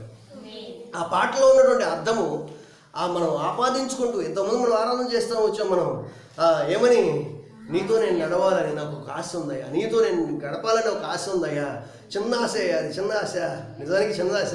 ఆయనతో కలిసి నడవటం అనేది చిన్న ఆశ కాదు, ఉన్నటువంటి ఆశల్లో పెద్ద ఆశ అది, కానీ ఆయన దృష్టిలో చిన్నది అది. ఆమేన్. ఈ ఆశను తీర్చిన ఆయన. ఈ పాట పాడుతూ మనం ఆరాధన చేస్తూ ఉన్నప్పుడు మన హృదయం ఎట్లా తేలికపరచబడింది, ఎట్లా మన దోషాలను ఒప్పుకుంటూ దేవుని దగ్గర ప్రార్థన చేస్తూ వచ్చాం. అలా ప్రార్థన చేయక మన హృదయం తేలిక అయినట్లుగా మనం భావించం చూసారా? అంతకుముందు భూమి కరుకుగా ఉన్నటువంటి పరిస్థితుల్లో గట్టి నేల మీద విత్తనం వేస్తే అట్లా ఉండిపోతుంది. కానీ దున్నబడినటువంటి నేల మీద విత్తనం వేసిన తర్వాత దాంట్లో నీరు పెడితే చక్కగా. ఇప్పుడు మనము పాటల ద్వారా మన హృదయాన్ని దున్నుకుంటూ ఉన్నప్పుడు ఆ దున్నబడినటువంటి ఆ భూమిలో, హృదయపు భూమిలో దేవుని సేవకుడు వాక్యం రెండు విత్తనాలు చల్లిన తర్వాత ఆ వాక్యపు విత్తనాలు మొలకెత్తడం కొరకు పరిశుద్ధాత్మ దేవుడు నీరు పెడతాడు. ఆమేన్. పరిశుద్ధాత్మ దేవుడు నీరు పెట్టడం ద్వారా ఆ నీరు పెట్టబడినటువంటి ఈ వాక్యపు విత్తనాలు ఏ హృదయం అయితే పరిశుద్ధాత్మ దేవుని యొక్క సన్నిధికి సహాయంకు అప్పగించుకుంటారో వారిలో ఈ వాక్యపు విత్తనాలు మొలకెత్తుతాయి. మొలకెత్తిన తర్వాత ఒకరు 30 తంతులు గాను, ఇంకొకరు 60 తంతులు గాను, ఇంకొకరు 100 తంతులు గాను ఫలించడం మొదలు పెడతారు. వారి సమర్పణ బట్టి, వారి భూమి యొక్క పరిస్థితిని బట్టి కొన్ని నేలలేమో నీళ్లు పడినప్పుడేమో చక్కగా మెత్తగా ఉంటాయి, ఆ నీళ్ళు అయిపోయిన తర్వాత గట్టిగా పరగా మారిపోతాయి. కొన్ని నేలలేమో ఇసుకగా ఉంటాయి, కొన్ని నేలలు రేగడి నేలలు ఉంటాయి. నేల తత్వాన్ని బట్టి పంట మోతాదు ఉన్నట్లుగా మన యొక్క ప్రవర్తనను బట్టి, మన విధానం, మన హృదయపు నేలను బట్టి మనం ఫలించే విధానం ఆధారపడి ఉంటుందండి. మనం ఫలవంతమైన అంటే జీవితంగా ఉండాలంటే మన యొక్క హృదయపు పరిస్థితిని ఆధారం చేసుకుని మన జీవితం ఆధారపడి ఉంటుంది, మన కుటుంబ పరిస్థితి ఆధారపడి ఉంటుంది. అందుకే సంఘంలోకి వస్తున్నటువంటి వారు ఒకరు ఒక రకంగా ఆశీర్వదించబడతారు, మరొక రకంగా ఆశీర్వదించబడతారు, మరొక రకంగా ఆశీర్వదించబడతారు. మనం అనుకుంటాం మనకన్నా లేట్గా వచ్చారా వీళ్ళు, గొప్పగా వెళ్ళిపోతున్నారు, ఎట్లా వెళ్ళిపోతున్నారు, నేను ఎప్పటి నుంచో ఉన్నాక ఇట్లాగే ఉంటున్నాను అని చెప్పేసి బాధపడుతూ ఉంటారు. కారణం ఏంటయ్యా అంటే నువ్వు ఎప్పటి నుంచో ఉన్నప్పటికీ ఎట్లాగే ఉంటాయి. కారణం ఏంటంటే అట్లాగే ఉంటూ నీ హృదయాన్ని కట్టిపరుచుకుంటూ ఉన్నావు కదా. హృదయాన్ని దున్నపడకుండా అంటే క్రమంగా నమ్మకంగా సమయానికి దేవుని మందిరంలోకి రాకుండా ఉండటం ద్వారా ఫలితంగా ఏమవుతుందంటే నీ హృదయం కఠినపరచబడుతూ ఉంది. దేవుని యొక్క మందిరంలో పాటల ద్వారా నీ హృదయం దున్నుకోవాలి కదా. ఆ దున్నపడేటువంటి ప్రక్రియలో సగం దున్నేసిన తర్వాత వస్తుంటే ఆల్రెడీ ఆ భాగం అయిపోయిందిగా. నీ హృదయానికి తగిలేటువంటి నీ హృదయాన్ని తాకేటువంటి ఆ మాట, ఆ పాటలో ఉంచినటువంటి ఆ మాట దాటిపోయిందిగా. అంటే ఆ సమయంలో నీ హృదయం దున్నబడినటువంటి ఆ యొక్క నేల మీద, కరుకు నేల మీద విత్తనం వేసినప్పటికీ పడినటువంటి కొద్దిపాటి ఆ చినుకు, ఆ కొద్దిపాటి జల్లు నీ హృదయము మీద కఠినమైనటువంటి ఆ హృదయపు నేల మీద ఆ పడినటువంటి కొద్దిపాటి జల్లు నీకు ఉపయోగం లేకుండా పడిపోతుంది. విత్తనం అయితే మెత్తపడుతుంది, కానీ నేల కఠినంగా ఉండటం ద్వారా ఆ మెత్తబడినటువంటి విత్తనం నుంచి వచ్చినటువంటి చిన్న మోటికి ఆ నేలలో దిగలేకపోయింది, అక్కడే ఎండిపోతుంది. నీ హృదయపు నేల అప్పటికే చదును చేయబడి మెత్తగా ఉన్నట్లయితే ఆ పడినటువంటి చిన్న వర్షపు జల్లుకి మొలకొత్తది. మొలకొచ్చిన తర్వాత పడుతున్నటువంటి కొద్దిపాటు అప్పుడప్పుడు పడుతున్న తుబ్బరో, లేకపోతే అక్కడ అరగొరకు వస్తున్నటువంటి చిన్న బోధులాగా అప్పుడప్పుడు వస్తున్నటువంటి కొద్ది వస్తున్న నీళ్లు పెడుతున్నటువంటి ఆ నీరు తడో చెమ్మో, లేదు అంటే పైనుంచి పడుతున్నటువంటి ఆ మంచు ఆ విత్తనానికి, ఆ మొక్కకి ఆధారంగా మారే మొక్క ఎదుగుతుంది కదా. తగిన కాలం ముందు అది ఫలం ఇచ్చినప్పుడు మనం పడినటువంటి ప్రయాసంతో మర్చిపోతాం కదా. గమనించండి, విశ్వాసిగా మన జీవితంలో ఆశీర్వాదం పొందుకోవడం కొరకు క్రమంగా నమ్మకంగా దేవుని సన్నిధిలో సమయానికి ప్రారంభపు సమయానికి ముందే దేవుని దగ్గరికి వచ్చి నువ్వు విజ్ఞాపన చేయాలి. దేవుని దగ్గర, ప్రభువా ఈరోజు నాతో మాట్లాడినాయి, ఈరోజు నన్ను దర్శించిన ప్రభువా, ఈరోజు నా కొరకు నువ్వేమి సిద్ధపరిచిన దాన్ని నాకు తెలియపరచున్నాయి. నేనేం సరి చేసుకోవాలో, ఏమి కట్టుకోవాలో, ఎలా నడవాలో నువ్వు నాకు నేర్పించాను ప్రభు అంటూ దేవుని మందిరానికి ముందే, అందరికన్నా ముందే వచ్చిన తర్వాత మీ తర్వాత వచ్చిన వాళ్ళతో ఊసులేసి కూర్చోవడం కాదు. మందిరంలోకి వచ్చి సమయానికన్నా ముందే వస్తే మందిరంలో కూర్చొని ప్రార్థన చేయాలి.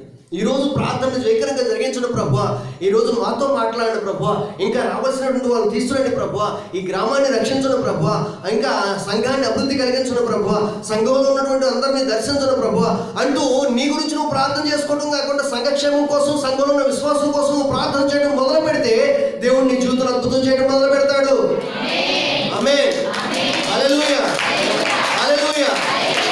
మనలో మనం సిద్ధపరచుకునేటువంటి సమయాన్ని కోల్పోయి ప్రార్థన, ఆ పాటలు సగం అయిపోయిన తర్వాత, పాటలు అయిపోయిన తర్వాత, వాక్యం మొదలు పెట్టే ముందు, సాక్ష్యాలు చెప్పేటప్పుడు ఎప్పుడో ఆశీర్వాద ప్రార్థనలో వచ్చే అమ్మయ్య ఆశీర్వాద ప్రార్థనలో వచ్చాను, నేను ఆశీర్వాదం పొందుకున్నా.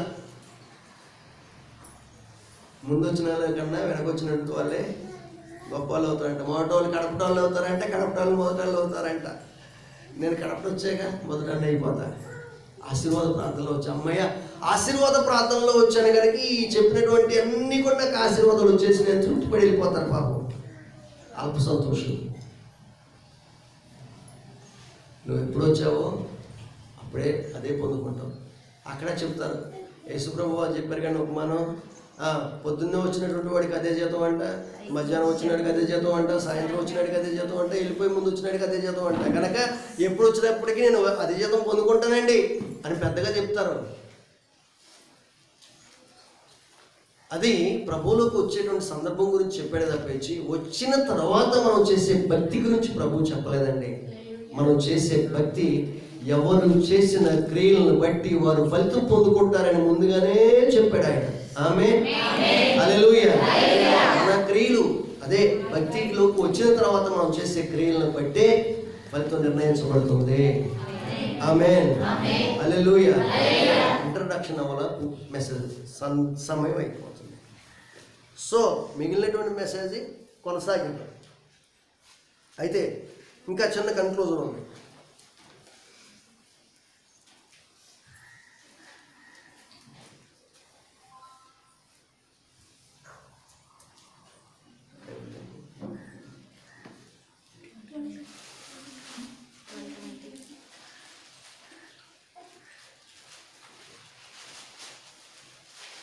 మిగిలినటువంటి వాక్య భాగాన్ని మనం కొనసాగిద్దాం వచ్చే వారం నుంచి. అయితే ఈ రోజున బాప్తిస్మం పొందటానికి ముందుగా నువ్వు రక్షించబడ్డావా? ప్రశ్న. నీ పాపాలను ఒప్పుకున్నావా? మార్పు కొరకు దేవుని దగ్గర ప్రార్థన చేసావా? నా పాపాలు క్షమించిన ప్రభువా, నేను అపవిత్రుణ్ణి, నన్ను క్షమించిన ప్రభువా అని చెప్పేసి ప్రభు దగ్గర నువ్వు పశ్చాత్తాపడ్డావా? నువ్వు పశ్చాత్తాప పడిన తర్వాత ప్రభువు నీ పాపాలు క్షమించాడు అనే నిశ్చయత నీకు కలిగిందా? నిశ్చయత కలిగినట్లయితే అంటే నీ పాపపు భారం తీసి ప్రక్కన పెట్టబడిన తర్వాత ఇప్పుడు నీ హృదయం తేలికైపోయింది చూసావా? అదే రక్షించబడటం. నీ అంతరంగంలో ఏదో మార్పు కలిగింది. అంతరంగంలో కలిగిన మార్పుకి బహిరంగంగా నేను అంతరంగంలో మార్పు పొందాను, నాలో ఉన్న పాప భారం తీసి ప్రక్కన పెట్టబడింది, ఇప్పుడు నేను పవిత్రపరచబడ్డాను, దేవునికి ఇష్టమైన రీతిలో భక్తి చేస్తున్నాను. ఒకప్పుడు తప్పు చేయటం అంటే ఇష్టంగా వెళ్ళేవాడిని. అంతకుముందు నాది కాని వస్తువు కనపడితే అబ్బా అది దొరికింది, ఎవరైనా చూస్తున్నారా లేదా చూసి గబాల్లా తీసుకొని జేబులో పెట్టుకునేవాడిని. ఇప్పుడు కనిపిస్తుందంటే, ఇప్పుడు తీసుకునే తత్వం నాకు ఉంటలా. ఇప్పుడు కనిపిస్తుందంటే ఇది ఎవరిది పడింది, వాళ్ళకి ఇచ్చేద్దామనే ఆలోచన కలుగుతుంది. ఈ ఆలోచన కలగడానికి కారణం ఏంటి తెలుసా? ఒకప్పుడు నీలో ఉన్నటువంటి ఆ తత్వం ఇప్పుడు పోయి, ఇప్పుడు ఆ తత్వం పోయేది ఎవరిదైతే వాళ్ళకి ఇచ్చేద్దాం అనుకుంటున్నావు. ఎందుకు ఇచ్చేద్దాం అనుకుంటున్నావు? అంతకుముందు నీలో ఉన్నటువంటి ఆ పాపపు స్వభావం తీసివేయబడి ఇప్పుడు పవిత్రుడైన ప్రభు యొక్క స్వభావం నీలోనికి ఆపాదించబడింది కనుక నువ్వు ఆ పని చేయడానికి ఇష్టపడుతున్నావు. ఆమేన్. అదే రక్షించబడటానికి సూచన. ఆమేన్. ఇప్పుడు నువ్వు తప్పు చేయడానికి భయపడుతున్నావు. ఒకప్పుడు తప్పు చేయడానికి భయపడలే, కానీ ఇప్పుడు తప్పు చేయాలంటే ఏదో భయం కలుగుతుంది. అమ్మో దేవుడు చూస్తున్నాడు, ఏమో చేయకూడదేమో, ఇది ప్రభువు నమ్మినటువంటి వాళ్ళు చేయకూడదుగా అనేటువంటి ఆ బాధ నీలో కలుగుతుంది. ఆ మనస్సాక్షి నీలో గద్దిస్తూ ఉంది. ఒకప్పుడు పాపం వచ్చేదని అపరాధం వచ్చేది చచ్చిన స్థితిలో ఉన్నాం మనం. కనుక తప్పు చేస్తున్నా పర్లేదు, అందరూ నాకన్నా ఎక్కువ చేసేవాళ్ళు ఉన్నారు, నేనే తక్కువ చేస్తున్నా అని చెప్పుకుని సర్దుకుని వెళ్ళిపోయేటువంటి తత్వం అప్పుడు. కనుక అట్లా ఉన్నటువంటి వాళ్ళు బాప్తిస్మానికి అర్హులు కాదు.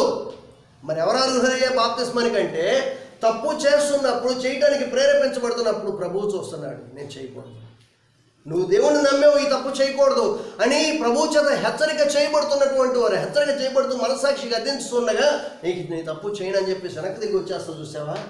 నువ్వు బాప్తిస్మానికి అర్హత పొందుకున్నావు. ఆమేన్, హల్లెలూయా. నువ్వు గద్దించబడుతున్నావు అంటే కారణం ఏంటంటే నువ్వు ప్రభు ద్వారా నడిపించబడుతున్నావు. ఎందరూ ప్రభు ద్వారా ఆత్మ ద్వారా నడిపించబడతారో వారందరూ కూడా దేవుని కుమారులు అవుతారు. ఆమేన్, హల్లెలూయా.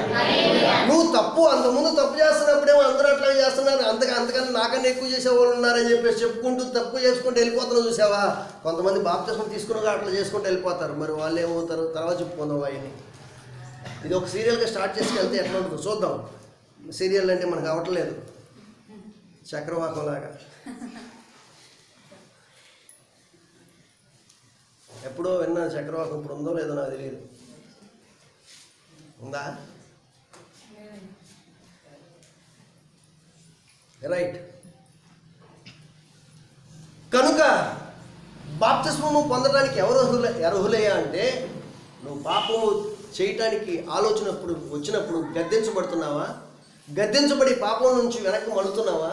నువ్వు బాప్తిస్మం పొందడానికి అర్హత పొందుకున్నావు. ఆమేన్.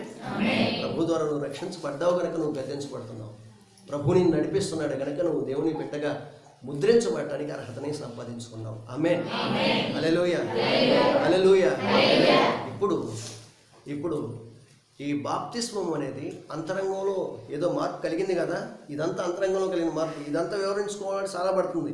అంతరంగంలో కలిగిన మార్పుని మనం బహిరంగంగా తెలియపరుస్తున్నాం. నేను మారాను, నేను ప్రభువు బిడ్డని అని తెలియపరుస్తూ ఎవరికి? లోకమంతటికి. యేసు ప్రభు లోకమంతా చూసేటట్లుగా, ఆ కాలం ఉన్నటువంటి ఆ ఇజ్రాయెల్ దేశంలో యెరూషలేము అంతా చూసేటట్లుగా ఆ కలవరి కొండ మీద ఎట్లయితే బలయ్యాడో, ఇప్పుడు మనం లోకమంతా చూస్తుండగా మన ప్రాంతంలో ఆ బాప్తిసం తీసుకున్న క్రమంలో అనేక మంది అన్యజనాంగం చూసుకుంటూ వెళ్తుంటారు. కొంతమంది అక్కడ ఆగి చూస్తుంటారు. కొంతమంది మనతో ఉన్నటువంటి వారు, మన ఊళ్ళో ఉన్నటువంటి వారు, మన కుటుంబ సభ్యులు, మన ఇరుగువారు, పొరుగువారు, పలానా వారు బాప్తిసం తీసుకున్నారని అందరికీ తెలియపరచడం దేనికంటే ఇక్కడ నుండి నేను ప్రభువు పెట్టాను. ఆమేన్. ఇంతవరకు నేను లోకానుసారంగా ఇప్పుడు జీవిస్తూ వచ్చాను, ఇక నుండి నేను ప్రభువు పెట్టాను. ఆమేన్ అని నిశ్చయము చేసుకుంటూ, నీకు నువ్వు నిశ్చయపరచుకుంటూ బాప్తిసం తీసుకోవడం, అవన్నీ తర్వాత చెప్తాను. నేను టూకీగా చెప్పేస్తాను. నిశ్చయపరచుకుంటూ ఆ తీర్మానంలోకి వచ్చి లోకానికి, సాతానికి, నీకు, నీ ఇంటి వారికి, నీ ఇరుగు వారికి, పొరుగు వారికి నేను ప్రభువు బిడ్డను నీ చాటించటం కొరకు బాప్తిస్మం తీసుకోవాలి. ఆమేన్. హల్లెలూయా, హల్లెలూయా. చిన్న మాట చెప్పేసి ముగించేస్తాను. బాప్తిస్మములో ఉన్నటువంటి 4 దశలు తర్వాత వాటిని వివరిస్తాను నేను. బాప్తిస్మము, ఇప్పుడు బాప్తిస్మం కార్యక్రమం ఉంది కనుక ఈ మాట నేను చెప్పాల్సి వస్తుంది, లేకపోతే ఈ మాట కూడా ఇప్పుడు చెప్పేవాడిని కాదు. అమ్మా తీసుకెళ్ళి బయటికి. బాప్తిస్మము యొక్క అర్థము ఏంటి అంటే, మనకు రోమపత్రిక 6వ అధ్యాయము 2వ వచనం నుంచి, అట్లనరాదు, పాపం విషయమై చనిపోయిన మనము ఇక మీదట ఎలాగ దానిలో జీవించుదుము?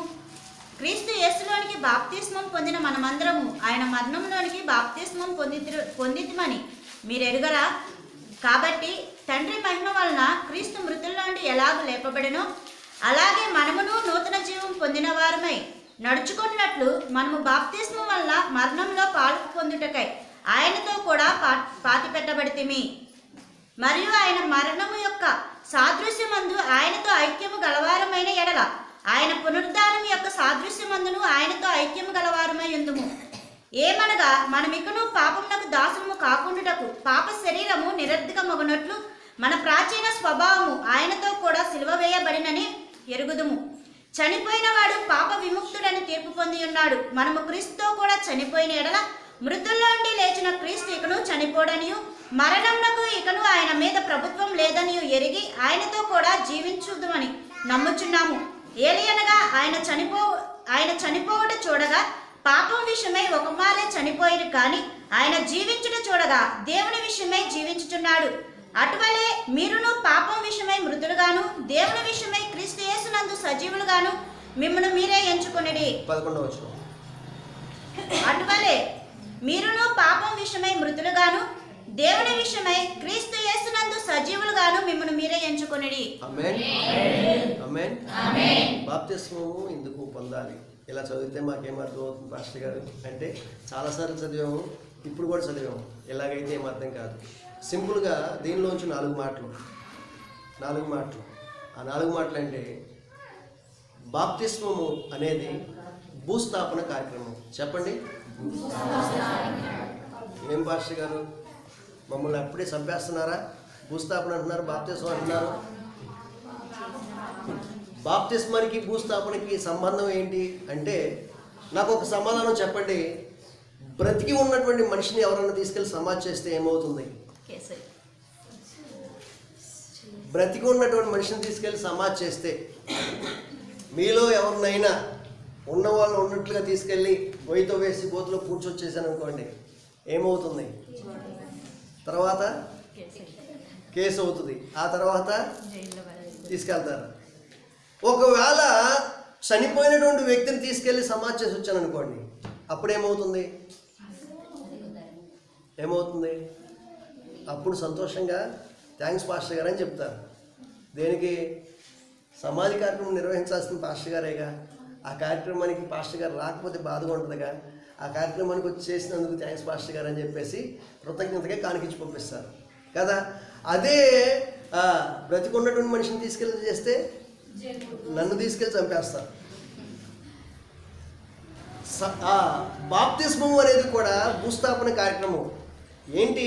మన పాపమూల విషయంలో మనము ప్రభు దగ్గర క్రీస్తులో మనం ఒప్పుకోవడం ద్వారా పాపములని అన్నిటిని కూడా చంపివేసి మనలో ఉన్నటువంటి పాప పురుషుని చంపేశాం. పౌలు భక్తుడు భాషలో చెప్పాలంటే మనలో ఉన్నటువంటి పాప పురుషుని చంపేశాం.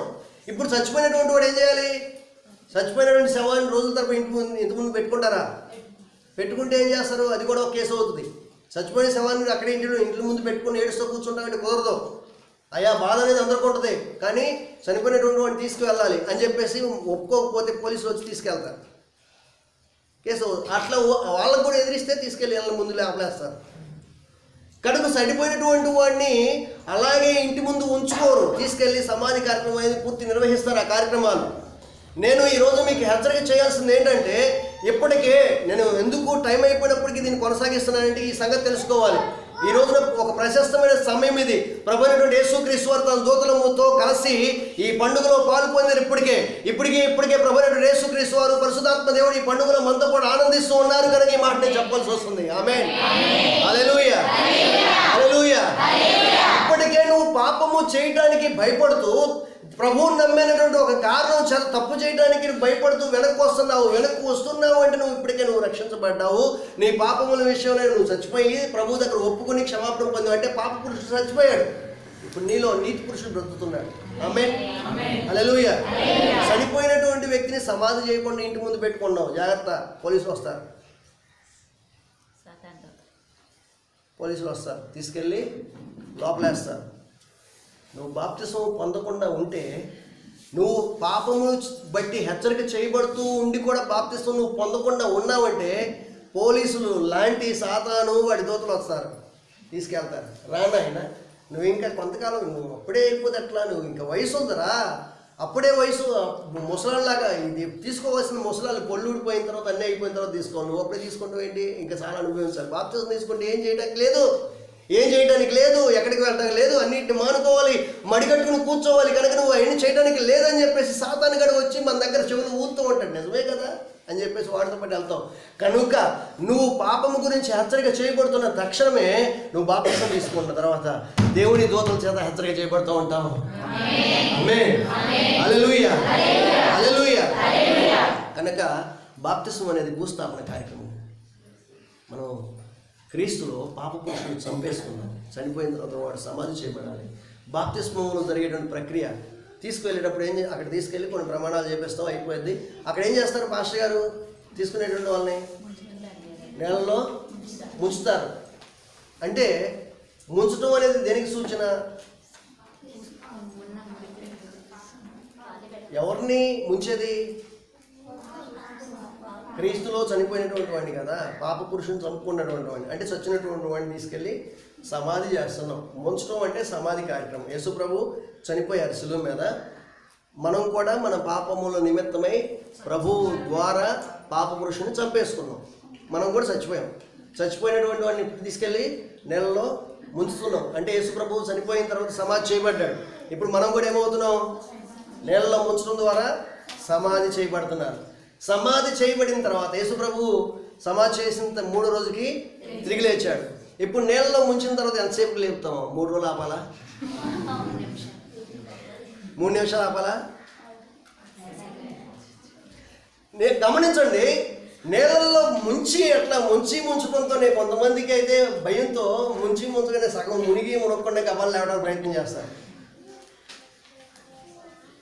బాప్టిజం అనేటువంటి మాటకి అర్థం ఏంటంటే పూర్తిగా మునగటం. సగం మునగటం కాదు, సగం బాప్తిజం తీసుకోవడం కాదు, పూర్తిగా మునగటం. పూర్తిగా ఈ రంగుని మనం కలిగి ఉన్న రంగునేది మనం మిగిల్చుకోవడానికి వీల్లేదు. పూర్తిగా ప్రభు యొక్క రూపంలోకి మనం రావటం. ఆమేన్, హల్లెలూయా. అయితే అలా ముంచిగానే పూర్తిగా ముంచి పైకి లేపుతాం కదా, అది 1 రోజు 2 రోజులు 3 రోజులు ఉంచాం కదా, వెంటనే లేపుతాం. దాని అర్థం ఏంటి? శీఘ్రమే మనం ప్రభువుతో పాటు లేపబడిపోతున్నాం. ఆమేన్. ఇంకో మాట చెప్పాలంటే ఆల్రెడీ లేచాము. యేసు ప్రభువు పునరుద్ధానం అవడంతో మనం కూడా ఆయనతో పాటు పునరుద్ధానులయ్యాం. ఆయనతో పాటు మృతి పొందినప్పుడు ఆయనతో పాటు తిరిగి లేవడం కూడా జరుగుతుంది. 4వదిగా ఆయనతో పాటు ఆయన పరలోకానికి ఆరోహణమై వెళ్ళాడు. మనం కూడా ఆయనతో పాటు ఆరోహణమై తండ్రి సింహాసనం మీద మనం కూడా కూర్చొని-పెట్టబడ్డాం. ఆమేన్. దాన్ని సొంతం చేసుకోవడం కొరకు ఇదంతా ఆల్రెడీ వాగ్దాన రూపంలో సొంతం చేసుకున్నాం. నిజంగా దాన్ని సొంతం చేసుకోవడం కొరకు ఈ ప్రక్రియను కొనసాగిస్తూ వెళ్ళాలి. ఆమేన్, ఆమేన్. నేను మీకు ఒక సవాలు ఇస్తూ ఉన్నాను. ఇప్పటికీ మీరు పాపముల చేత హెచ్చరిక చేయబడుతున్నారా? మీ మనస్సాక్షి మిమ్మల్ని గద్దిస్తుందా అంటే దాని అర్థం మీరు రక్షణ పొందారు. ఆమేన్, ఆమేన్. దాని అర్థం మీరు బాప్తిస్మం తీసుకోవడానికి ఆలస్యం చేయవద్దు. శీఘ్రంగా బాప్తిస్మం తీసుకోనండి. అది ఇప్పుడు బాప్తిస్మం నిర్వహించబడుతుంది కనుక నీ మనస్సు నొప్పించబడుతున్నట్లయితే, నీ మనస్సు గద్దిస్తున్నట్లయితే బాప్తిస్మానికి సిద్ధపడు. నీ జీవితాన్ని నువ్వు సమర్పించుకో. బాప్తిస్మంలోనికి వెళ్ళడానికి ముందుగా చిన్న ప్రార్థన చేద్దామా? ఈరోజున ప్రభువు మనతో మాట్లాడి ఉండగా,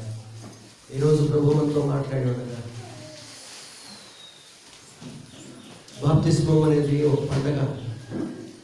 స్వయంగా ప్రభు యేసుక్రీస్తు వారే తన దూతల సమక్షంలో ఈ క్రమంలోనికి తొంగి చూస్తూ వీక్షిస్తూ సంతోషంగా పండుగ చేసుకునే టైం. ఈ రోజున ఈ పండుగలో దాదాపుగా ఐదుగురు బాప్తిస్మము తీసుకుంటున్నారు. ఐదుగురు బాప్తిస్మం తీసుకుంటుండగా ప్రభువు ఎంత సంతోషపడతాడో. ఆయన కృపకు సాదృశ్యం 5. ఆయన కృపకు సాదృశ్యం. నా కృప వ్యర్థము కాలేదు, నా బిడ్డను నా దగ్గరకు వస్తున్నారు, నా బిడ్డను తమ జీవితాన్ని నాకు సమర్పించుకొని నిజంగా నా బిడ్డలకు ఈరోజు ముద్రించబడుతున్నారని ప్రభువే సంతోషించిన టైం ఇది.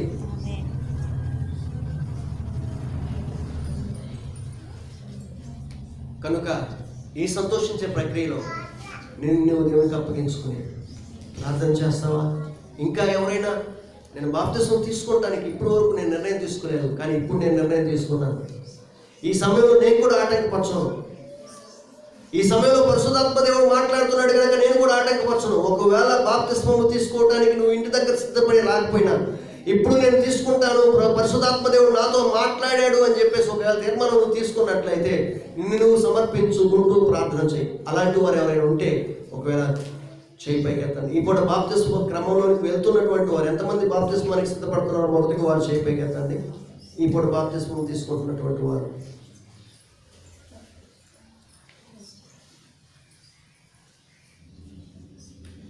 ఓకే దించండి. ఈరోజు నా ప్రభు నాతో మాట్లాడాడు, నన్ను నేను సమర్పించుకుంటున్నాను, నేను బాప్తిస్మం తీసుకుంటాను అన్నటువంటి వారు ఎవరైనా ఉన్నారా? ఇప్పుడు నేను బాప్తిస్మం తీసుకుంటాను, ఇప్పుడు నేను సమర్పించుకుంటున్నాను అన్నటువంటి వారు. ఒకవేళ ఇప్పటికీ నువ్వు సమర్పించుకోకపోతే ఇంకొక టైం నీకు లేదేమో, రాదేమో. ఒకవేళ తీసుకోకపోతే ప్రభువు రాకడ వస్తే, మన పోకడ వస్తే మనం ఏమైపోతామో అనే సంగతి కూడా ఆలోచించేయండి. రైట్, చిన్న ప్రార్థన చేద్దాం. పాస్టర్ గారు బాప్తిస్మం తీసుకున్నటువంటి వారి కోసం ప్రార్థన చేయండి. అత్యున్నత సింహాసనాసీనుడు అయిన మా ప్రియ పరలోకపు తండ్రి, మీ ఘనమైన శ్రేష్టమైన నామానికి వందనాలు చెల్లిస్తున్నాం. ఈ 10 నెలలు మీ రెక్కల కింద భద్రపరిచి 11వ నెల మొదటి ఆదివారం మందు ఈ దినమందు మీ సన్నిధిలో ఈ రీతిగా గడపడానికి మీరు ఇచ్చిన కృపను బట్టి నీకు వందనాలు చెల్లిస్తున్నాం. అయా మీ బిడ్డలైన వారు ప్రభా, ఇదిగో నాయన ఈ వారి యొక్క జీవితములు ఇప్పటి వరకు ప్రభా మిమ్మల్ని కలిగి లేని జీవితములను బట్టి వారు నాయన అయా వారి పాప జీవితంలో గుర్తెరిగి ప్రభా ఈ దినమందు మీ బిడ్డలుగా ముద్రించబడటానికి వారి పాప జీవితాలను మీ సన్నిధిలో ఒప్పుకుంటూ ప్రభా అయా మీతో పాటు నాయన ఇదిగో పరలోక రాజ్యంలో మేము కూడా ఉండాలనే ఆ యొక్క నిశ్చయతతో ప్రభా మీ బిడ్డలుగా జీవించడానికి ఇష్టపడుతున్న మీ బిడ్డల బట్టి మీ సన్నిధిలో ప్రార్థన చేస్తూ ఉన్నాము ప్రభా. మీరు మాట్లాడుచున్నారు 99 మంది నీతిమంతుల కంటే ప్రభా ఇదిగో ఒక్క పాపి రక్షించబడటం పరలోకంలో ప్రభా అది ఎంతో సంతోషకరమైన విషయం అని ప్రభా మీ లేఖనాలు సెలవిస్తూ ఉన్నాయి ప్రభా. నిజమే నాయన. అయా మానవుడు అనుకుంటాడు ప్రభా నేను నీతిమంతుణ్ణి, నేనే తప్పు చేయలేదు, నేనంతా కూడా కరెక్ట్గానే జీవిస్తూ ఉన్నాను కనుక నేను ఈ యొక్క పాపను ఒప్పుకోవాల్సిన పని లేదని ప్రభా ఈ లోకానుసారంగా జీవిస్తూ ఈ లోకానుసారంగా ఆలోచన చేస్తారు. కానీ మీ లేఖనాలు సెలవిస్తున్నాయి నీతిమంతుడు లేడు, ఒక్కడునూ లేడని మీరు మాట్లాడుచున్నారు ప్రభా. ఏ భేదము లేదు, అందరూ పాపము చేసి మీరు అనుగ్రహించే మహిమను కోల్పోతున్నారని ప్రభా. ఆ మహిమను ఈరోజు కోల్పోకుండా ఉండాలని ప్రభా ఇదిగో మీ బిడ్డలైన నాయన 5 బిడ్డలు ప్రభా ఈ దినమందు సిద్ధపడి ఉండగా ప్రభా బిడ్డలు మీ చేతులకు అప్పగిస్తున్నాము ప్రభా. ఆయా బిడ్డలు నాయన ఈ దినమందు మీ సన్నిధిలో ముద్రించబడటానికి ప్రభా ఇదిగో సిద్ధపడుచు ఉండగా ఆ ఆ ప్రయత్నాలు జరుగుచూ ఉండగా పరిశుద్ధాత్మ దేవుడా బిడ్డల చుట్టూ మీ కాపుదల అనుగ్రహించమని మీ సన్నిధిలో వేడుకుంటున్నా.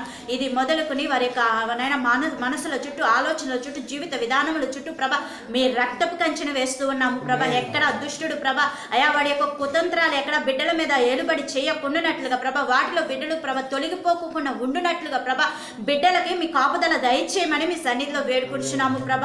అయా వాడు సిగ్గులేని వాడు ప్రభ, అనేక తంత్రములు కలిగి ప్రభ మాటి మాటికి ప్రభ బిడ్డలైన మా మీదకి వాడు దాడులు చేయడానికి ఎన్నో ప్రయత్నాలు చేస్తూ వస్తున్నప్పటికీ కూడా ఆ ప్రయత్నములన్నిటిలో నుండి మమ్మల్ని మీరు నాయన కడిగిన ముత్యం వలె నాయన అయా మీరు ప్రతి దినము కడుగుతూ ప్రభ ఆ యొక్క నిత్య రాజ్యానికి వారసులుగా చేయడానికి ప్రభ ఈ లోకంలో మీరు కార్చిన యొక్క రక్త దారలు ప్రభ ఇగో ఈ దినమందు బిడ్డల మీద కూడా ప్రోక్షించబడుతూ ఉండగా ప్రభ ఇది మొదలుకొని బిడ్డలు మీ సన్నిధిలో మీకు నమ్మకస్తులుగా జీవించడానికి సహాయం చేయండి ప్రభ. ఇది మొదలుకొని మీ సాక్ష్యార్థం బిడ్డలు నడుచుకోవడానికి సహాయం చేయండి ప్రభ. అయా యవన దశలో ఉన్న మీ బిడ్డలు కూడా నీ కృపలో భద్రపరచండి ప్రభ. ఈ లోక ఆలోచనల వైపు కానీ క్రియల వైపు కానీ దుష్టుడు కలిగించే ప్రతి ప్రయత్నముల నుండి బిడ్డలు మీరు తప్పించి ప్రభ మీ కృపలో బిడ్డలు భద్రపరచండి ప్రభ. నీ దక్షిణ హస్తముతో బిడ్డలకు నైనా మీరు దాయమని మీ సన్నిధితో వేడుకుంటున్నాము ప్రభ. ఎక్కడ దుష్టుడి యొక్క కనుచూపు మేరలో సైతము మీ బిడ్డలు కనబడుకోకుండా ప్రభ మీ రక్షణ అనే ఆ యొక్క నైనా అయా నైనా అయా హస్తమును మీ బిడ్డల మీద దాచి ప్రభ మీరు భద్రపరిచి నీ కృపలో భద్రపరచమని, జరగవలసిన కార్యక్రమం అంతటినీ కూడా మీ నామ మహిమాత్మే జరిగించమని, ఇంకనూ ఎంతమంది అయితే ప్రభా మీ బిడ్డలుగా ముద్రించబడటానికి నాయన మీరు అవకాశం ఇస్తున్నప్పటికీ కూడా ఆ అవకాశాన్ని ప్రభా అయా సద్వినియోగపరచుకోలేని నాయన అట్టి మనసుని నాయన ఇవ్వకోకుండా నాయన బంధిస్తున్న ప్రతి ఒక్క దుష్టుడి కాడి ఇప్పుడు ఏసునామములో విరక్కొడుచున్నాము ప్రభ. వాడి యొక్క ప్రతి ఆలోచన ఇప్పుడు ఏసునామములో వ్యర్థపరుస్తున్నాము ప్రభ. అయా ఇంకనూ నాయన మీరు పిలుస్తున్నప్పటికీ ఇదిగో నాయన మీ యొక్క హస్తములు 2 హస్తములు చాపి నా దగ్గరికి రండని నాయన మీరు పిలుస్తున్నప్పటికీ కూడా మీ హస్తముల కిందకి రాకోకుండా నాయన ఆటంకపరుస్తున్న ప్రతి ఒక్క బలవంతుని ఆత్మక్రియలు ఇప్పుడే ఏసునామములో వ్యర్థపరుస్తున్నాము ప్రభ. వాడి కాడి ఇప్పుడే ఏసునామములో విరిగిపోవుడుగా మనసుల మీద దాడి చేస్తూ ప్రభ మీ బిడ్డలుగా నాయన జీవించడానికి మీ బిడ్డలుగా ముద్రించబడటానికి నాయన వారి హృదయాలు మీ వైపు త్రిప్పబడుకోకుండా చేస్తున్న ప్రతి ఒక్క అంత్యక్రీస్తు ఆత్మ ఇప్పుడు ఏసునామములో వ్యర్థపరుస్తున్నాము ప్రభ. ఏసునామములో బిడ్డల యొక్క మనసులు మీ వైపు త్రిప్పబడును గాకని మీరు అమలు ప్రార్థన చేస్తున్నా. వాడి యొక్క స్వాధీనంలో నుండి బిడ్డలు మీ స్వాధీనంలోకి వచ్చినట్లుగా వారికి మీరు ఆలోచన పుట్టించమని, అటువంటి పశ్చాత్తాప హృదయాన్ని బిడ్డల్లో కలిగించి మీ నామ మహిమాత్మ మీరే కార్యములు జరిగించమని ఓట మెరగని యేసయ్య ఉన్నత నామంలో మనవులు సమర్పించి పొందుకుని అనుభవిస్తున్నాము తండ్రి. కూర్చున్నామండి. మణికంఠ